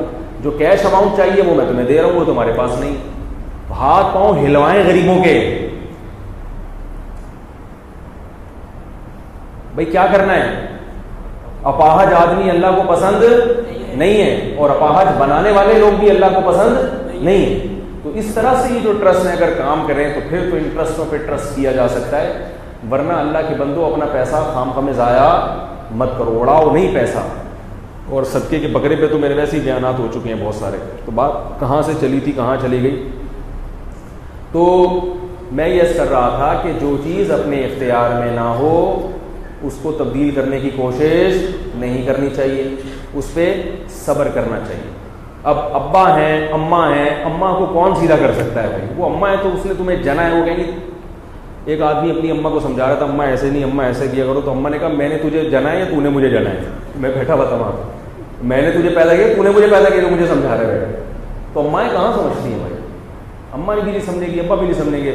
اور اگر میری یہ باتیں ابھی سمجھ میں نہیں آ رہی تو جب آپ ابا بن جاؤ گے نا پھر آئیں گی سمجھ میں. پھر آپ کے بچے آپ کو سمجھائیں گے تو آپ کہو گے کیسا پاگل ہے مجھے سمجھا رہا ہے، یہ کیسا پاگل ہے مجھے سمجھا رہا ہے. اسی طرح ایک بہت اہم بات اور بتا رہا ہوں، یہ بھی بہت مشکل سے بتا رہا ہوں، مجھے پتا ہے اس سے نیگیٹو کمنٹس بہت آئیں گے. دیکھو باپ اگر ذمہ دار ہے، سمجھدار ہے، اس نے ساری زندگی آپ کو کھلایا پلایا، تو جب آپ بیرون ملک جاتے ہو تو گھر کا خرچہ ابا کے نام سے بھیجا کرو. ابا سے کہو کہ ابا یہ میں پیسے بھیج رہا ہوں، یہ پیسے آپ میری اماں پہ بھی خرچ کریں اور میرے دیگر بہن بھائیوں پہ بھی خرچ کریں. بعض لوگ کیا کرتے ہیں کہ پیسہ اماں کو بھیجنا شروع کر دیتے ہیں، اس سے باپ کے جذبات کو بہت ٹھیس پہنچتی ہے کہ میں نے ساری زندگی کھلایا پلایا، اب میرا بیٹا مجھے دینے کے بجائے کس کو دے رہا ہے؟ ماں کو دے رہا ہے. یہ یعنی یہ وہی سمجھ سکتا ہے جس پہ گزرتی ہے، کیونکہ سربراہ کا عنصر اللہ نے جب مرد میں رکھا ہے نا تو مرد چاہتا ہے کہ خرچہ کس کے ہاتھ سے ہو؟ میرے ہاتھ سے. ساری زندگی کھلایا، اب وہ ماتحت بن کے کھانا شروع کر دے گا تو وہ پھر بہت غصہ ہوتا ہے اس کو، کیونکہ باپ نے آپ پہ جتنا خرچ کیا ہے نا ساری زندگی اس کو آپ کیلکولیٹ کر ہی نہیں سکتے. ماں نے آپ کی جسمانی خدمت کی ہے تو ماں کو جسمانی خدمت بہت زیادہ دو. سمجھ میں نہیں آ رہی بات؟ تو لوگ کیا کرتے ہیں کہ جب کہیں اچھی ارننگ شروع ہو گئی تو وہ کیا اماں کو پیسہ بھیجنا شروع کر دیتے ہیں. تو جو اماں کے پیسے ہیں نا وہ بھی ابا ہی کو دو. نہیں آ رہی بات؟ مثال کے طور پر آپ ہر مہینے 20,000 روپے یا 40,000 روپے گھر میں خرچہ بھیج رہے ہیں. 20,000 ایک تو طریقہ یہ کہ 40,000 آپ امی کے نام سے بھیجیں اور ابا سے کہیں امی سے لے لینا. ابا تو پھر میٹر تو ابا کا شارٹ ہوگا. یہ فطری چیز ہے، اس کا کوئی لا نہیں ہے، قانون. اگر آپ دلائل کی دنیا میں سمجھانا چاہوں گا نہیں، دلائل میں عاجز آ جائیں گے. کچھ چیزیں ایسی ہوتی ہیں جو دلائل سے سمجھ میں نہیں آتی، وہ انسان کی نیچر ہے، فطرت ہے. آپ کسی کو اس کی نیچر کے خلاف چلائیں گے وہ نہیں چلے گا، مسئلہ خراب ہوگا یہاں سے. اب چونکہ ساری زندگی شوہر بیوی کو کما کے کھلاتا ہے، ساری زندگی گیس بجلی کے بل وہ بھر رہا ہے، بچوں کی اسکول کی فیسیں وہ بھر رہا ہے، آپ کی تعلیم پہ اس نے خرچہ کیا. اب آپ جب اپنے پاؤں پہ کھڑے ہوئے تو آپ کمائی کس کو بھیج رہے ہیں؟ ماں کو ساری کمائی بھیج رہے ہیں. تو پھر ابا کا میٹر کیا ہوتا ہے؟ شارٹ ہوتا ہے. وہ ہوگا شارٹ. ایک طریقہ تو یہ کہ سارے پیسے کس کو دے دیا آپ نے؟ اماں کو دے دی. دوسرا طریقہ یہ کہ آدھے پیسے اماں کو دیے, آدھے پیسے ابا کو دیے. یہ بھی میری نظر میں ٹھیک نہیں ہے, یہ بھی میری نظر میں ٹھیک نہیں ہے. آپ پورے پیسے کس کو دیں؟ 40,000 ابا کو دیں, اور ابا سے کہیں کہ ابا جیسے آج تک آپ میری اماں کو کھلاتے رہے ہیں نا, اب بھی آپ اپنی ذمہ داری پہ, بلکہ یہ کہنے کی ضرورت ہی نہیں ہے. کیسے سمجھائیں بھائی؟ ابا جیسے آپ گھر کا خرچہ چلا رہے تھے پہلے, اب بھی چلائیں. مائیں کہیں گی کہ نہیں تمہارے ابا تو مجھے کچھ دیتے ہی نہیں ہیں, تو اماں اب تک جس ابا نے دیا ہے, ہمیں پڑھا لکھا کے یہاں تک کر دیا کہ آج ہم سعودیہ چلے گئے, کینیڈا چلے گئے, تو آپ پہ بھی تو خرچ کر ہی رہا ہوگا نا. صحیح, باپ کو بہت ٹھیس پہنچتی ہے. لوگ مجھے کہتے ہیں آپ خواتین کے حقوق پہ بیان نہیں کرتے, میں ان حقوق پہ بیان کرتا ہوں جو ہیں. ہاں ابا اگر ایسے کنجوس ہیں, اللہ نہ کرے, کہ وہ آپ کی اماں کا خیال کر ہی نہیں رہے, ایسے بھی ابا مارکیٹ میں وافر مقدار میں لالچی ہے. لوگ پہلے نہیں ہوتے تھے ایسے ابا, ابا تو ابا ہوتا ہے یار. ابا کو تو کھلا کے جو مزہ آتا ہے وہ کسی اور کام میں نہیں آتا. مرد کو تو مرد کہتے ہیں اس لیے کہ اس کو کھانے میں اتنا مزہ نہیں آتا جتنا کھلانے میں آتا ہے. لیکن میں نے جمعے کے بیان میں کیا تھا نا, مرد مارکیٹ سے کیا ہوتے جا رہے ہیں, شارٹ. وہ خاتون کا میں نے بتایا تھا, تو کہہ رہی ہیں بندے بندے بندے, میں نے کہا بندے نہیں ہیں, یہ وسیم بھائی ہیں, سلیم بھائی ہیں, کلیم بھائی ہیں, بندے نہیں ہیں. بندے کیا ہیں؟ تو مرد کی یہ فطرت ہے کہ وہ کھلا کے کیا ہوتا ہے, خوش ہوتا ہے. تو اگر ابا کس قسم کے ہیں کہ وہ ہاتھ ان کا بہت تنگ ہے اور اماں پہ آپ کو پتا ہے کہ وہ خرچ نہیں کریں گے, پھر مجبوری میں چپکے سے اماں کو لفافے, بولو بھائی, پکڑا دیا. جس گھر میں اس قسم کے ابا پائے جائیں, اگر ابا سخی ہیں تو ابا کو ہی دو سارا, اماں کو. ہاں ہدیہ دینا امی کو, ماں کو گفٹ دے دینا, وہ تو الگ چیز ہے, یہ بھی اماں ہی کو دے رہے ہیں, مگر واسطہ کس کو بنا رہے ہیں؟ بولو نا بھائی, دینا اماں ہی کو ہے, لیکن کس کے ذریعے سے؟ دیکھو اس کی ایک مثال دیتا ہوں تو بات سمجھ میں آئے گی. ہمارے ایک رشتے دار تھے, جب اپنے وہ شپ پہ تھے, ابھی بھی ہیں, وہ جب گھر جاتے پیسہ کما کے جاتے, اب جب گھر آتے تو کیا ہے کہ بھائی سب بہنوں پہ بھی خرچ کرنا ہے, بھائیوں پہ بھی دینا, سب انتظار میں ہوتا ہے نا, ہمارا بھائی آیا, بھائی باہر سے امریکہ سے آیا, کچھ لے کر آیا ہوگا, سب کی نیتیں ہوتی ہیں, اور یہ چلتا ہے اتنا مارکیٹ میں, بہن بھائی کا رشتہ ہے. تو وہ خود نہیں دیتے تھے, وہ اپنے ابا کو کہتے تھے یہ پیسے آپ میرے بہن بھائیوں میں بانٹ دیں, تاکہ نام کس کا اونچا رہے, باپ کا نام. لگے یہ کہ باپ دے رہا ہے, بھائی نہیں دے رہا. جب تک باپ زندہ ہے, نہیں میری کیا اوقات ہے بھائی, تو باپ ایسے دے رہے ہوتے جیسے باپ کا مال ہے, یہ ایسے دے رہے ہوتے جیسے, حالانکہ ابا تو بے روزگار تھے, کچھ بھی نہیں کرتے, لیکن وہ اپنے باپ کو عزت دے رہے ہیں کہ یار میں جو یہاں تک پہنچا یہ کس نے خرچ کیا ہے, کس نے ٹھکانہ دیا, یہ باپ نے ٹھکانہ دیا. تو اب میرے بہن بھائیوں پہ بھی خرچ ہوگا تو نام کس کا استعمال ہوگا, باپ کا. رہا یہ مسئلہ کہ بھائی میرا تو نام نہیں آ رہا, کیا کرنا ہے نام کا یار, باپ کو ابھی عزت دے دو. جب تک گھر میں باپ موجود ہے تو باپ بننے کی کوشش کیوں کر رہے ہو؟ گھر میں دو باپ اچھے لگتے ہیں؟ ایک گھر میں جیسے دو سربراہ اچھے نہیں لگتے, دو وزیر اعظم, ایک گورنمنٹ میں, ایک حکومت میں دو صدر اچھے نہیں لگتے, چیف آف آرمی اسٹاف ایک ہی ہوتا ہے, تو باپ بھی گھر میں ایک ہی ہونا چاہیے. سمجھ رہے ہو کہ نہیں سمجھ رہے؟ تو مجھے ان کی ادا بڑی اچھی لگتی تھی, اور اس کی وجہ سے اللہ نے ان کو نوازا بھی بہت, اور باپ کی دعائیں الگ لگتی ہیں. اب رہا ماں کا حق, تو ماں کا حق, حقوق اللہ نے دونوں کے رکھے ہیں, لیکن دونوں کے حقوق کا اسٹائل مختلف ہے, دونوں کا الگ ہے. ماں کے ساتھ کیا کرنا ہے, میں یہ نہیں کہہ رہا ان کو الگ سے پیسے بالکل ہی نہ دیں, ظاہر ہے ماں کو بھی پیسے دینے چاہیے, لیکن جو میجر خرچہ جو آپ بھیج رہے ہیں نا اس کی بات کر رہا ہوں. یہ نہیں کہ ماں کو آپ پیسے دینا ہی چھوڑ دیں یا اسے کوئی گفٹ دینا ہی چھوڑ دیں, یہ تو بالکل غلط ہے. تھوڑے بہت تو ٹھیک ہے, لیکن ایک جو بڑی رقم ہے جو گھر میں آپ خرچہ چلانے کے لیے جو اماؤنٹ بھیج رہے ہیں, وہ اماؤنٹ کس کے ہاتھ میں آنا چاہیے, باپ کے ہاتھ میں آنا چاہیے, ورنہ اس کو بہت تکلیف ہوتی ہے, اور وہ تکلیف ہونے میں حق بجانے میں, حق بجانے. ہاں اگر ابا, میں ان اباؤں کی ذکر کر رہا تھا جو ابا ہیں مگر ابا بننے کے لیے تیار نہیں ہے, یعنی ذمہ داری پوری نہیں کر رہے, ان کو کھلانے میں مزہ نہیں آ رہا, بچا بچا کے اپنے. ایسے بھی ابا ہیں نا, مرد ایسے بھی ہوتے ہیں کہ بیگم تم بھی کماؤ, ہم بھی کما رہے ہیں, بتاتے ہی نہیں ہیں, چھپا چھپا کے رکھا ہوا ہے سارا. تو پھر ایسی صورت میں آپ چھپڑ میں اماں کو لفافے, کیونکہ آپ کو پتہ ہے ابا کو بھیجوں گا, ابا نے تو اماں کو بھوکا مار دیں, ٹھیک ہے, یا ترسا کے کھلانا ہے کہ صبح ناشتے میں ایک انڈا بیگم تم نے کھا لیا ہے, دوسرا کھاؤ گی تو بی پی کیا ہو جائے گا, پھر وہ بڑے مقولے بھی یاد کیے ہوئے ہوتے ہیں. یہ بات یاد رکھو, یہ جو میں بیانات میں کہتا ہوں نا, پیزا نہ کھائیں اور یہ نہ کریں, بیگم کو پیزا نہ کھلائیں اور یہ نہ کریں, وہ جسم بے ڈول ہو جائے گا, اس کا یہ مطلب نہیں ہے کہ آپ اگر وہ مانگ رہی ہے تو آپ اس کو یہ صحت کے بیانات سنانا شروع کر دیں. سمجھائیں کہ صحت کے لیے نقصان دہ ہے, نہیں مان رہی تو کھلا دیں, کیونکہ دنیا میں اتنا کوئی ایکوریٹ زندگی نہیں گزارتا. بالکل آپ گھر کو ایسی ریاست بنانے کی, اپنی ذات کی حد تک تو ان چیزوں کو انسان اپلائی کرتا ہے, دوسروں کو سمجھا سکتا ہے, مسلط نہیں کر سکتا. اس سے گھر میں بھی فساد ہوتا ہے. ہم بھی سارے چیزیں گھر میں چائے کے خلاف ہوں, مگر پتی میرے گھر میں بھی آتی ہے. کتنے بیانات کرتا ہوں چائے کے خلاف, چائے کے خلاف, گھر والے بھی سنتے ہیں بیانات, مگر میں نے پتی پر پابندی نہیں لگائی ہے. سمجھا دیا بھائی گھر والوں کو, بھائی نہیں پیو, نقصان دہ, کیلشیم بھی ختم ہوتا ہے, پیشاب زیادہ آتا ہے, پانی جسم کا ختم ہوتا ہے, بلڈ پریشر ہائی ہوتا ہے, اتنے نقصانات ہیں. سمجھا دیا, نہیں سمجھ میں آ رہا, پینا ہے پی لو بھائی, کیا کریں, ساری دنیا پی رہی ہے. اب اگر ہم اتنی چیزوں پہ, کیونکہ حلال و حرام پر عمل کروا لیں, یہ بڑی بات ہے. بھائی گناہ چھوڑ دیے گھر والوں نے, پردہ کر لیا, ٹی وی نہیں دیکھا جاتا ہمارے گھر میں الحمدللہ, فلمیں ڈرامے نہیں دیکھے جاتے, یہ بہت بڑی اللہ کی نعمت ہے. اللہ تیرا بڑا شکر ہے. نمازیں پڑھ رہے ہیں سب گھر والے الحمدللہ, نمازیں قضا نہیں کرتے, اللہ کا بہت بڑا فضل. تھوڑا بہت سٹا لگا لیا چائے کا, چلتا ہے بھائی.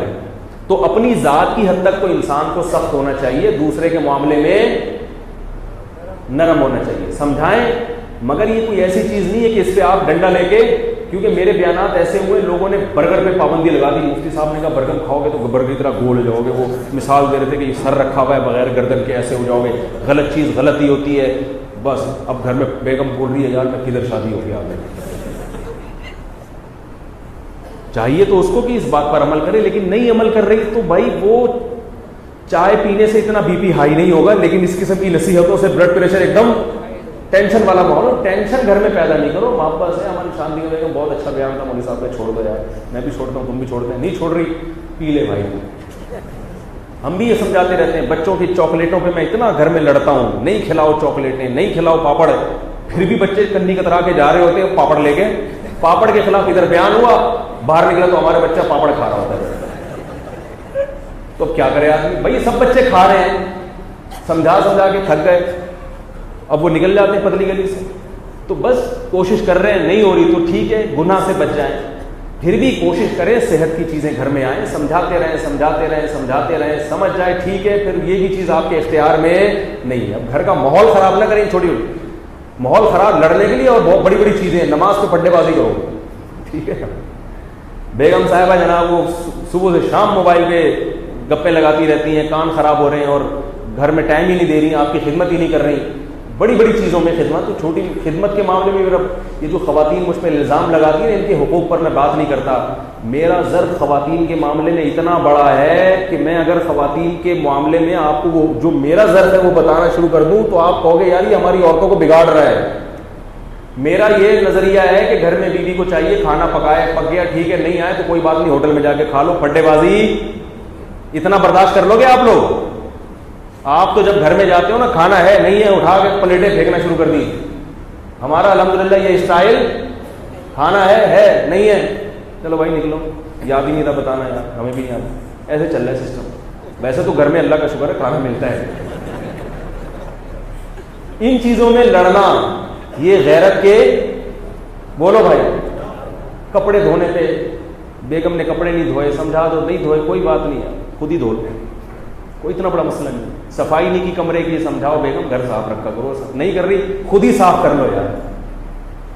یہ ان چیزوں میں, ہاں جو چیزیں آپ کی فیملی سسٹم کو تباہ کر دیں گی ان میں ہم خواتین کو پھر انوالو ہونے نہیں دیتے. ہم کہتے ہیں یہ ایسا نہیں ہے, بڑی چیزوں میں اطاعت کس کی ہوگی, کمائی نہیں, جاب نہیں کرنے دیں گے خواتین کو. جاب کا اتنی آزادی دے دی کہ جاب کریں تو اس میں عورت ہی کا نقصان ہے. مرد اپاہج ہو رہے ہیں خواتین کی جاب کی وجہ سے, مردوں کو عورت کی کمائی ان کے منہ کو لگ رہی ہے, باہر کا ماحول خراب ہو رہا ہے, بے حیائی پھیل رہی ہے. تو ابا کی بات چل رہی تھی. ابا اگر بہت کنجوس ہیں, اللہ نہ کرے, لیکن سب کچھ دنیا میں ہو سکتا ہے, تو پھر آپ نے اماں کو الگ سے خرچہ بھیج دیں, لیکن چپکے سے ابا کو پتہ نہ چلے, کیونکہ ابا کا میٹر پہلے ہی سیٹ نہیں ہے تو وہ اور زیادہ چارج رہے گا, تاکہ ان کے جذبات کو بھی ٹھیس نہ پہنچے. خیال تو اماں کا بھی کرنا ہے آپ نے, ابا کا. باقی کچھ چیزیں ایسی ہیں جو شریعت نے ماں کو حق زیادہ دیا ہے. حدیث میں آتا ہے نا, ماں کا حق 3 گنا زیادہ ہے. تو وہ کس چیز میں ہے؟ حسن اخلاق میں. کس میں ہے؟ جو زبان سے جن چیزوں کا تعلق ہے, خدمت سے جن چیزوں کا تعلق ہے, وہ اتنا نرم لہجہ اختیار کرنا ہے ماں سے بات کرنے میں, اتنی میٹھی بولی بولنی ہے کہ ابا سے جو بات کرتے ہوئے جو آپ جتنی شکر ملاتے ہیں نا اپنے کلام میں, 1 چمچ ملاتے ہیں, تو اماں سے بات کرتے ہوئے اس کلام میں 3 چمچے ملانے ہیں آپ نے. پھر آپ نے امی سے اپنی بات کرنی ہے, لاڈ پیار والا معاملہ کرنا ہے اماں سے. جب اماں بیٹھی بھی ہو اس کی گود میں سر رکھ کے لیٹ جاؤ. ابا کی گود میں اگر سر رکھا آپ نے, ابا کا میٹر پھر کیا ہو جائے گا. ابا کو اس قسم کے لاڈ چاہیے نہیں ہوتے ہیں بھائی. حقوق تو دونوں کے ہیں لیکن اسٹائل دونوں کا کیا ہے. ابا کو یہ والے لاڈ نہیں چاہیے میرا بیٹا آ رہا ہے گود میں, ابو ابو کیا ہٹا دو ادھر, جب ابو آ رہی ہے تیرے کبا بغلیں صاف کر لیا کر کبھی. ماں سے جا کے لپٹو گے, ماں کی گود میں سر رکھ کے, وہ اور خوش ہوگی, وہ تو پرانی یادیں تازہ ہو جائیں گی. بچے کیسے ماں سے لپٹے ہوئے ہوتے ہیں, تو ماں کو یہ چیزیں چاہیے. پھر اسی لپٹنے کے دوران چپکے سے لفافہ بھی ابا کو سے چھپا کے پکڑا دیا آپ نے, اگر ابا اس قسم کے ہیں, ورنہ ابا کو دو, ابا ہی خرچ کریں. سمجھ رہے ہو نا. تو یہ کچھ گھریلو چیزیں ہوتی ہیں جو مارکیٹ میں ان کی رعایت نہیں ہوتی, گھروں میں رعایت نہیں ہوتی, پھر پھڈے بازی ہوتی ہے, پھر پریشان ہے ابا گھر میں میٹر کیوں شارٹ رہتا ہے. ابا کا میٹر اس لیے شارٹ ہو رہا ہے کہ تم یہ اس پر عمل نہیں کر رہے. اور یہ بھی یاد رکھو, اس زمانے میں انسان کا میٹر شارٹ کسی اور چیز پر ہوتا ہے اور نکالتا غصہ کسی اور چیز. یہ بھی میاں بیوی کے جھگڑے میں بہت ہوتا ہے, اور ویسے بھی یہ بہت ہوتا ہے. اب لوگ مجھے بتاتے ہیں کہ وہ بیگم صاحبہ کو اس غصہ آیا, اس نے یہ کر دیا. بھائی وہ غصہ کسی اور چیز پہ آیا ہے اس کو, لیکن وہ چیز بتائے گی تو اس کو پتہ ہے آپ کو اور غصہ آ جائے گا, تو وہ نکل کسی اور طریقے سے رہا ہے. تو اسی طرح بعض دفعہ ماں باپ کو غصہ کسی اور بات پہ آیا ہوا ہوتا ہے, وہ بات بتا نہیں سکتے ہیں. وہ ابا کو یہ بات بری لگتی ہے کہ میں یہ بولوں پیسے مجھے دیا کرو, وہ ان کو یہ اپنی غیرت کے خلاف لگتا ہے کہ میں گویا بیٹے سے بھیک مانگ رہا ہوں, تو وہ نکال کسی اور کو بہو کی شکایتیں لگانا شروع کر دیں گے. آپ سے تمہاری بیگم ایسی, اس کو تو سنبھالو, کمبخت لا کے رکھ دی ہمارے یہاں, یہ نہیں ہوتا, یہ نہیں ہوتا ہے, بیٹا نالائق ہے. میں ایک واقعہ بتاؤں آپ کو, 2 بھائیوں میں لڑائی تھی, میں کئی جگہ بیان کر چکا ہوں. چھوٹا بھائی بڑے بھائی سے پریشان اور لڑائی پھڈے یہ وہ بہت مشکل. تو میں نے بڑا چھوٹے سے پریشان تھا, تو میں نے بڑے سے کہا کہ میں نے کہا یار آپ اس چھوٹے کو ہدیہ دیا کرو. اصل میں مسئلہ یہ تھا کہ بڑا مالدار تھا, چھوٹے کے پاس پیسے ہوتے نہیں تھے. اب چھوٹے کو خیال ہوتا ہے یار تھوڑا سا تو خیال کرو نا, میرا اللہ نے بھائی بنایا. بھائی تھا کنجوس, وہ دیتا نہیں تھا. تو اب چھوٹا بجائے اس کے کہ پوری بات کر دے کہ آپ پہ مجھے اس لیے مجھے غصہ آتا ہے کہ آپ ایک ڈھیلا بھی مجھے نہیں دیتے, وہ یہ کہے گا نہیں زبان سے, اس کو شرم آتی ہے کہتے ہوئے, یا غیرت کے خلاف لگتا ہے, تو وہ پھر اور طریقے سے اپنی جو ہے نا وہ غصہ نکالتا ہے. تو میں سمجھ گیا, میں نے کہا بھائی بڑے بھائی سے میں نے کہا یار اس کو نا ہر مہینے پیسے دے دیا کرو. چھوٹا کہتا پیسے ویسے نہیں چاہیے مجھے, پیسے ویسے میں نے بڑے زمانے میں دے دیا. بولے مجھے بس ویسے ہی, یہ نہیں کہ وہ صدقہ نکالنا ہے. تو نتیجہ کیا نکلا, جب اس نے تھوڑے تھوڑے پیسے دینا شروع کیے, اب جو بڑے میں برائیاں تھیں نا, چھوٹے کو وہ برائیاں بھی برائیاں نہیں لگتی, ان برائیوں میں بھی بھائی کا دفاع کرتا ہے. تو کبھی بھی پھڈے بازی ہو, کچھ چڑچڑا بیٹھا ہوا ہے, دماغ موڈ آف ہے, تو جو چیز نظر آ رہی ہے اس پر نہ فوراً چلے جایا کرو, پیچھے اس کی کوئی نہ کوئی ریزن ہوتی ہے, سمجھتے ہو, وجہ کچھ اور ہوتی ہے.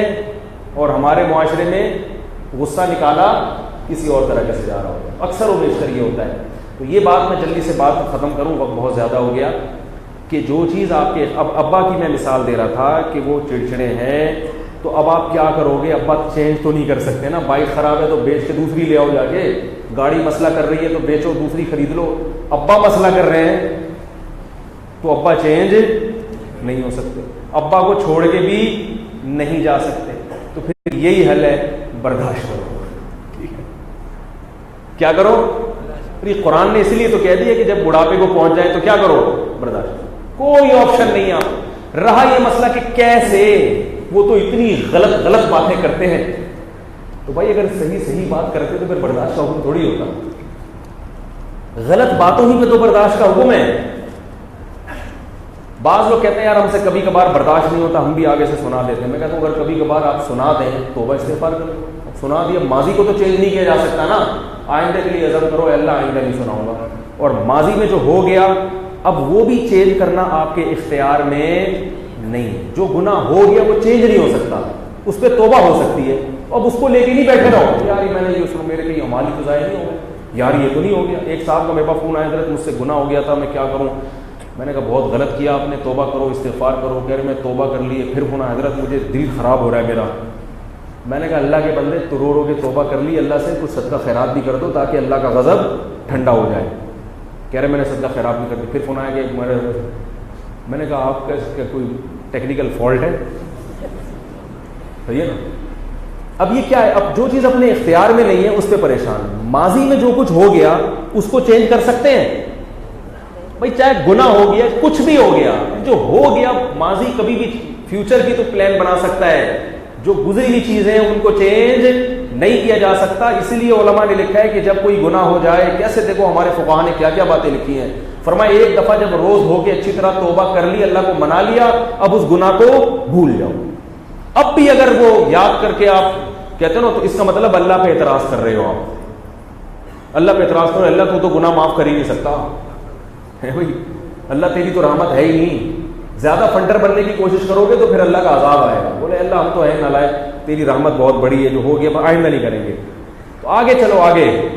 تو اب جو چیز اختیار میں نہیں ہے اس پہ سوچ سوچ کے پریشان ہونا کیا ہے؟ بولو بھائی غلط. یہاں ایک اور بات، تو ابا کی پہلے بات کمپلیٹ کر دوں. مائیں پریشان کرتی ہیں بعض دفعہ بیٹیوں کو، چڑچڑی ہوتی ہیں بیٹی کو بات بات پہ تانے. تو وہ بچیوں کے فون آتے ہیں میری اماں ایسی. میں کہتا ہوں بھائی آپ کی شادی ہوگی، آپ اپنے گھر کی ہو جاؤ گی، اماں کو تھوڑے دن کیا کر لو، برداشت کرو تھوڑے دن. ماں کو سناؤ گے کھری کھری یہ تو پھر غلط ہے نا، اس کی بد دعائیں لگیں گی. اور پھر ایسی صورت میں ایک کنڈیشن یہ بھی ہے کہ ابا بالکل ہی برداشت سے باہر ہو رہے ہیں تو ابا سے تھوڑا ریزرو رہا کرو. زیادہ لپٹنے کی کوشش ایسی سخت مجبوری ہے، ٹھیک ہے نا. ابا کے پاس بیٹھے وضو کر کے گئے اور سوچ کے کہ ابا نے سنانی ہے تو بس آدھا گھنٹہ تک سنوں گا، اس پہ اتنا ثواب ملے گا، اسٹاپ واچ لگا لی. جب انسان ایک محدود ہوتا ہے نا تو وہ جب ایک محدود ٹائم ہوتا ہے نا اس کو پتا ہے بھائی اتنا لامحدود چیز برداشت نہیں ہوتی، محدود چیز برداشت ہو جاتی ہے. جیسے آپ کو کوئی کوڑے مار رہا ہو، آپ کو پتا ہے یار 100 کے بعد چھوڑ دے گا برداشت کر لو گے، اور مارے جا رہا ہے آپ کو پتہ نہیں کب چھوڑے گا. تو بھائی ابا سے ملنا بھی ہے تو اب آپ گئے بھائی ملنا ہے ابا روزانہ آدھا گھنٹہ ملنا ہے، اسٹاپ واچ لگا لی، بٹن دبا دیا. ابا کو نہیں بتاؤ ورنہ پھر کسی اور سے ملنے کے قابل نہیں رہو گے. ایسے اس قسم کے اباؤں کی بات کرو. اسٹاپ واچ لگایا بیٹھ گئے. ابا نے سنانے چلا بھائی تو سالہ اپنی جورو کا غلام بنا ہوا ہے، کم وقت تیری شادی کیا کر دی ہے، تو سالہ ہر وقت کمرے سے کم وقت نکلتا ہی نہیں ہے. ہمارے ہاں بھی ایسا ہوتا تھا، اپنی بیوی کو تو سدھار. یہ جو چل رہی ہے بات، تیری اماں نے میرے الگ پریشان کر کے رکھا ہوا ہے. تیری اماں جو ہے نا ہر کو چڑ چڑ پٹ پٹ کرتی رہتی ہے، ساری زندگی گزارا کیا میں نے. تو بھی کچھ کرتا ورتا ہے نہیں، کم وقت بے روزگار گھومتا پھرتا ہے. وہ صلوات سنا رہے ہیں آپ نے کیا کیا بھائی، 10 منٹ ہو گئے. کتنے رہ گئے؟ 20 منٹ رہ گئے. تو اس طرح سے جب 10 منٹ ہو گئے اب آپ نے پتلی گلی سے نکلنا ہے، کیونکہ بہرحال ایک حد ہوتی ہے انسان کی. اس سے پہلے کہ پھٹو کوئی بہانہ کر کے نکل دو. تو حق بھی ادا کرنا ہے ایسی مجبوری میں، کیونکہ بہت سارے گھروں میں اس طرح کے مسائل چل رہے ہیں. تو وہ اور لیکن یاد رکھو ماں باپ کا نعم البدل کبھی بھی نہیں ملے گا. اور یاد رکھو جتنا باپ اور ماں کے سامنے خاموش رہ گئے نا، اس سے بڑی دنیا میں کوئی عبادت ہے ہی نہیں. کسی نے مجھے فون کیا کہ ہمارے ابا جب گھر میں بیٹوں کو سناتے ہیں، بہویں تو چیختی ہیں، بیٹے نہیں چیختے، صبر کرتے ہیں. پھر بہوؤں کو اعتراض ہوتا ہے کہ یہ اتنا سنا رہے ہیں آپ بولتے کیوں نہیں. میں نے کہا اپنی بیویوں کو بول دیا کرو کہ ہم لوگ عزت دار لوگ ہیں، ہمارے ہاں ماں باپ کے سامنے اونچی آواز میں بات کرنے کا رواج خاندانی ہونے کی علامت ہے نا. بھائی خاندانی لوگ ہیں، ہمارے ہاں باپ کے سامنے اونچی آواز سے بات کرنے کا رواج نہیں ہے. مجھ سے غلطی ہو گئی کہ آپ کسی غیر اچھے خاندان کی نہیں تھی جو میں آپ کو لے آیا. ہماری تو یہی پرمپرا ہے. اور بیگم جب تمہارے بچے بڑے ہوں گے نا تو ان کو بھی میں تمہارے سامنے چیخنے نہیں دوں گا. ان کو یہ سمجھا دو بیگم خاندانی بنو، وہ پھر بیگم کہے گی کہ نہیں نہیں یہ تو غلط کہہ رہے ہیں، تو بیگم غلط بات ہی کو برداشت کیا جاتا ہے، صحیح بات کو برداشت نہیں کیا جاتا، صحیح بات تو پھر اس کو فالو کیا جاتا ہے، غلط ہے میں مانتا ہوں غلط ہے لیکن برداشت. تو یاد رکھو جس نے ماں باپ کو برداشت کر لیا اور یہ برداشت کر کے احسان نہ جتلائے گا. تو میں ایک مزاح میں ایک بات سمجھاتا ہوں کہ آدھا گھنٹہ اسٹاپ واچ لگا کے، تو یہ تو ایک مزاح سے ایک بات سمجھانے کے لیے، لیکن جتنا دیر آپ کے ان کے پاس گزر رہا ہے وہ صلواتیں سنا رہے ہیں، ہمت تو یہ کہ مسکرا کے سہو. میں ایک پٹھان کا واقعہ سناتا ہوں نا، دادا نے اٹھا کے جوتا مارا تو وہ مجھے ہنستا ہوا واقعہ سنا رہا ہے، کہہ رہے ہمیں ہمارے دادا کا میٹر کسی بھی وقت کیا ہو جاتا ہے، شارٹ ہو جاتا ہے. وہ اپنا واقعہ سنا رہا تھا مجھے ہنس ہنس کے، کہہ رہے ہم سب، ایک تو ماشاءاللہ ان کی نسل بہت ہوتی ہے، کہہ رہے ہمارے سب، میرے ابا بھی بیٹھے ہوئے، چاچے بھی بیٹھے ہوئے اور ہم لوگ بھی بیٹھے ہوئے، اور دادا صاحب جو تھے نا ان کو نسوار نہیں ملی ہوگی، کیا ہوگا میٹر شارٹ ہوگا. میں نے کہا پھر کیا؟ وہ کہہ رہے دادا نے اٹھا کے جوتے مارنا شروع کیے. وہ ہنس ہنس کے سنا رہا ہے، کہہ رہے ہم کمرے سے بھاگ رہے ہیں یار ہمارے نہ لگ جائے. مجھے اتنا اچھا لگا، میں نے کہا خاندانی ہونے کی بولو بھائی علامت. یہ کس کی علامت ہے؟ خاندانی ہونے کی علامت. یہ دادا نے ٹھکائی لگائی اور ہنس ہنس کے، جس میں تکبر ہوتا ہے وہ کہتا ہے ہمارے دادا کو تو اس عمر میں بھی شرم نہیں آتی بچوں کو مارتے ہوئے. اگر غیر خاندانی ہوتا تو کیا کہہ رہا ہوتا؟ یار ہمارے دادا کو تو یہ بھی خیال نہیں. اور پھر جو دادا کا بیٹا ہے نا باپ، وہ کیا کہہ رہا ہوتا کہ میرے جوان بچوں کے سامنے دادا مجھے سناتا ہے، کم از کم انہی کا خیال کر لیا ہوتا. تو یاد رکھو جتنا برداشت کرو گے اتنا کیا ہوگا، آپ ہی کی آخرت بنے گی، دنیا بھی سنورے گی. ماں باپ کو جو برداشت کرتا ہے، حدیث سے ثابت ہے کہ دنیا میں بھی اس کا اجر ملتا ہے. ایک آخری واقعہ سنا کے اپنی بات ختم کرتا ہوں، ذہن سے واقعہ نکل گیا، بڑا دلچسپ واقعہ تھا، دعا کریں یاد آ جائے. بڑا دلچسپ واقعہ تھا، وہ بہت سبق آموز تھا. کیا بات کر رہا تھا میں اس لیے وہ کہہ رہا ہوں تاکہ مجھے وہ واقعہ ذہن میں آ جائے. یعنی وہ یہ تانا دیتے ہیں نا کہ دادا نے ہماری ٹھکائی لگائی، دادا ہماری ٹھکائی لگا رہے ہیں. دادا کا میٹر شارٹ ہو گیا، وہ تو ہوتا ہی رہتا ہے، دادا نے ٹھکائی لگائی. تو بڑے ہنس ہنس کے بتا رہا تھا. اس پر ایک واقعہ یاد آیا تھا، ایک دم شارٹ ہوا ہے.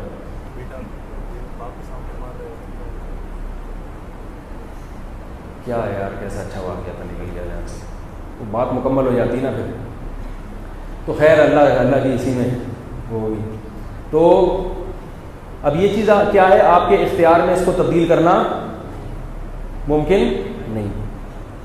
تو جب آپ کے اختیار میں نہیں ہے تو اب صبر کے علاوہ کوئی آپشن نہیں ہے. اب یہاں ایک آخری بات کہ لوگ کہتے ہیں کیسے صبر کریں، ہماری تو زندگی. ہاں ایک خواتین کے بارے میں میں بتاؤں کہ شوہر بعض دفعہ گڑبڑ ظالم ہوتے ہیں.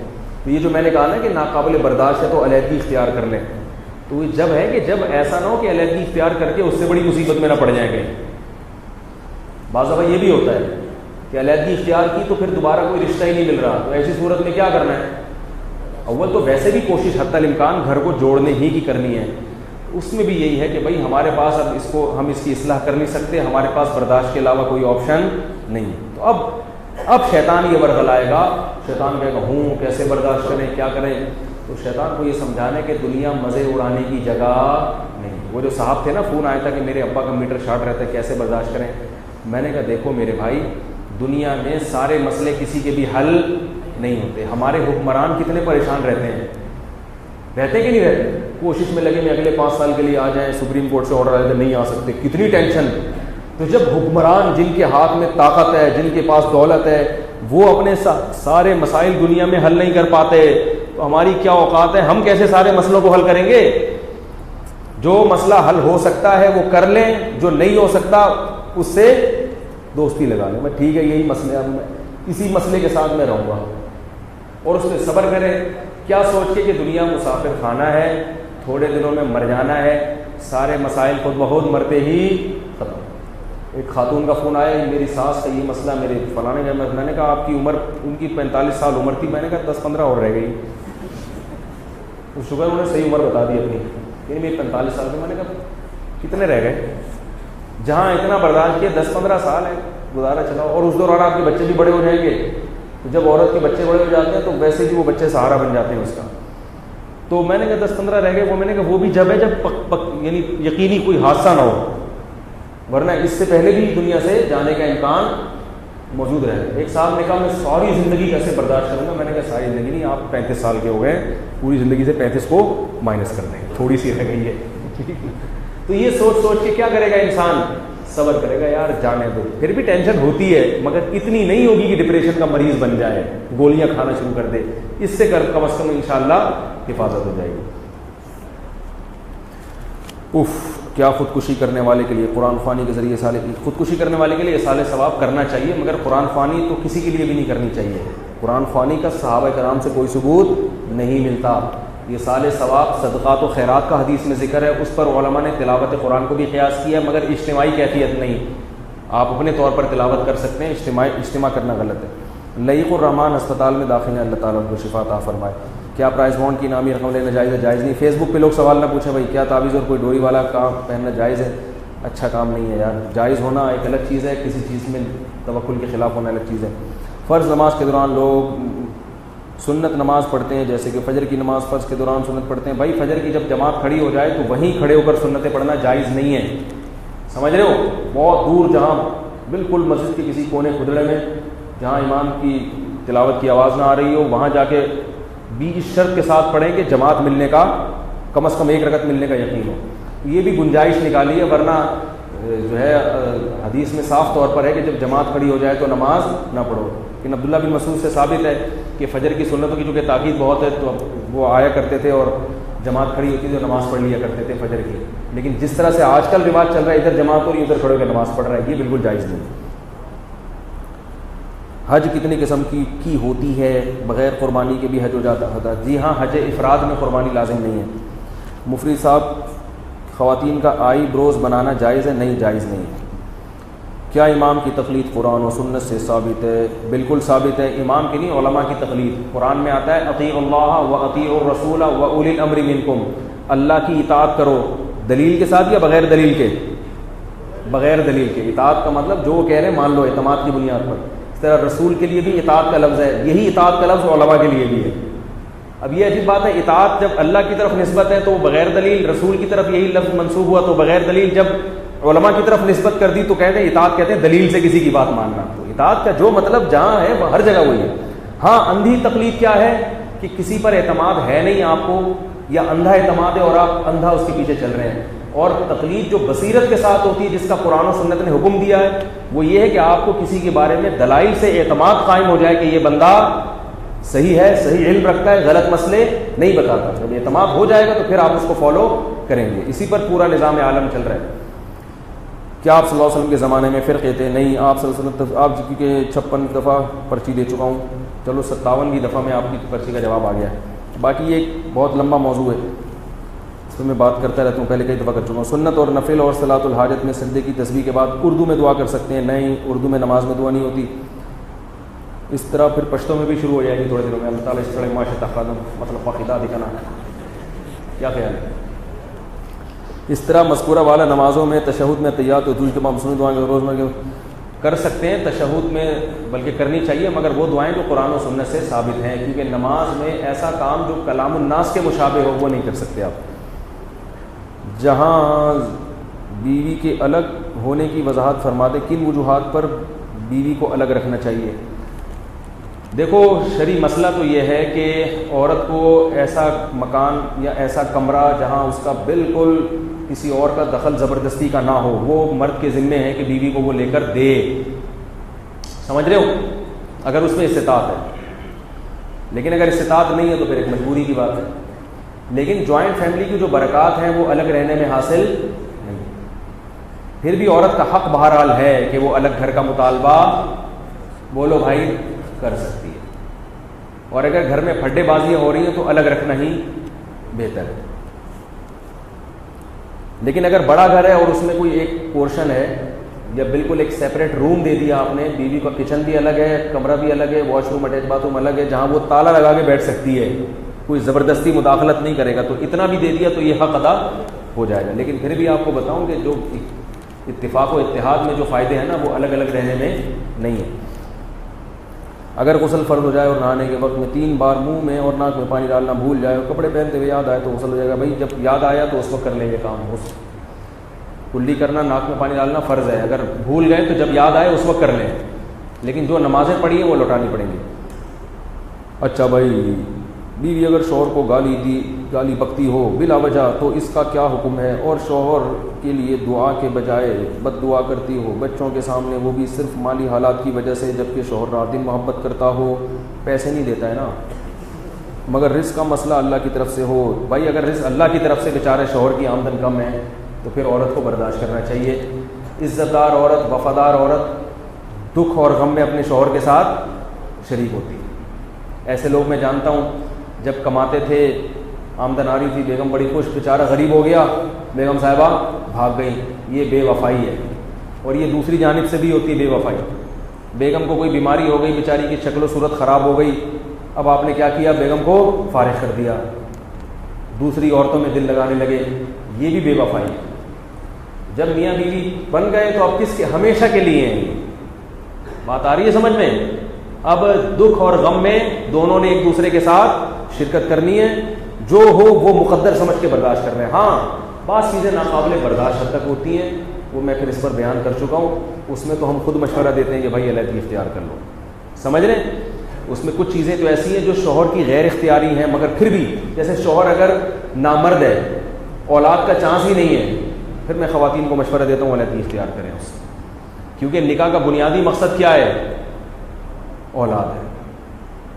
لیکن پھر بھی اگر وہ یہ سمجھتی ہیں کہ علیحدگی کے بعد کوئی رشتہ نہیں ملے گا تو پھر، لیکن ایک فیصلہ کر لیں، خواتین میں قوت فیصلہ نہیں ہوتا، وہ لٹکتی رہتی ہیں، تو اس کا یہ کہ نہ شوہر کا حق ادا ہو رہا ہے کہ ہر وقت ڈر ہے کہ میں اس سے علیحدگی بھی لے لوں، تو بھائی ایک فیصلہ کرو، یا تو اس کو اپنا شوہر مانو پھر ہمیشہ زندگی گزارو، جیسے وہ فاطمہ، حضرت فاطمہ رضی اللہ تعالیٰ عنہ تھی نا، جمیلہ بنت ثابت رضی اللہ تعالیٰ عنہ، انہوں نے اسی وقت فیصلہ کر لیا کہ مجھے ان کے ساتھ نہیں رہنا، شوہر بہت زیادہ بصورت تھے ان کے، وہ بہت زیادہ خوبصورت تھی، اسی وقت فیصلہ کر لیا کہ نہیں رہنا۔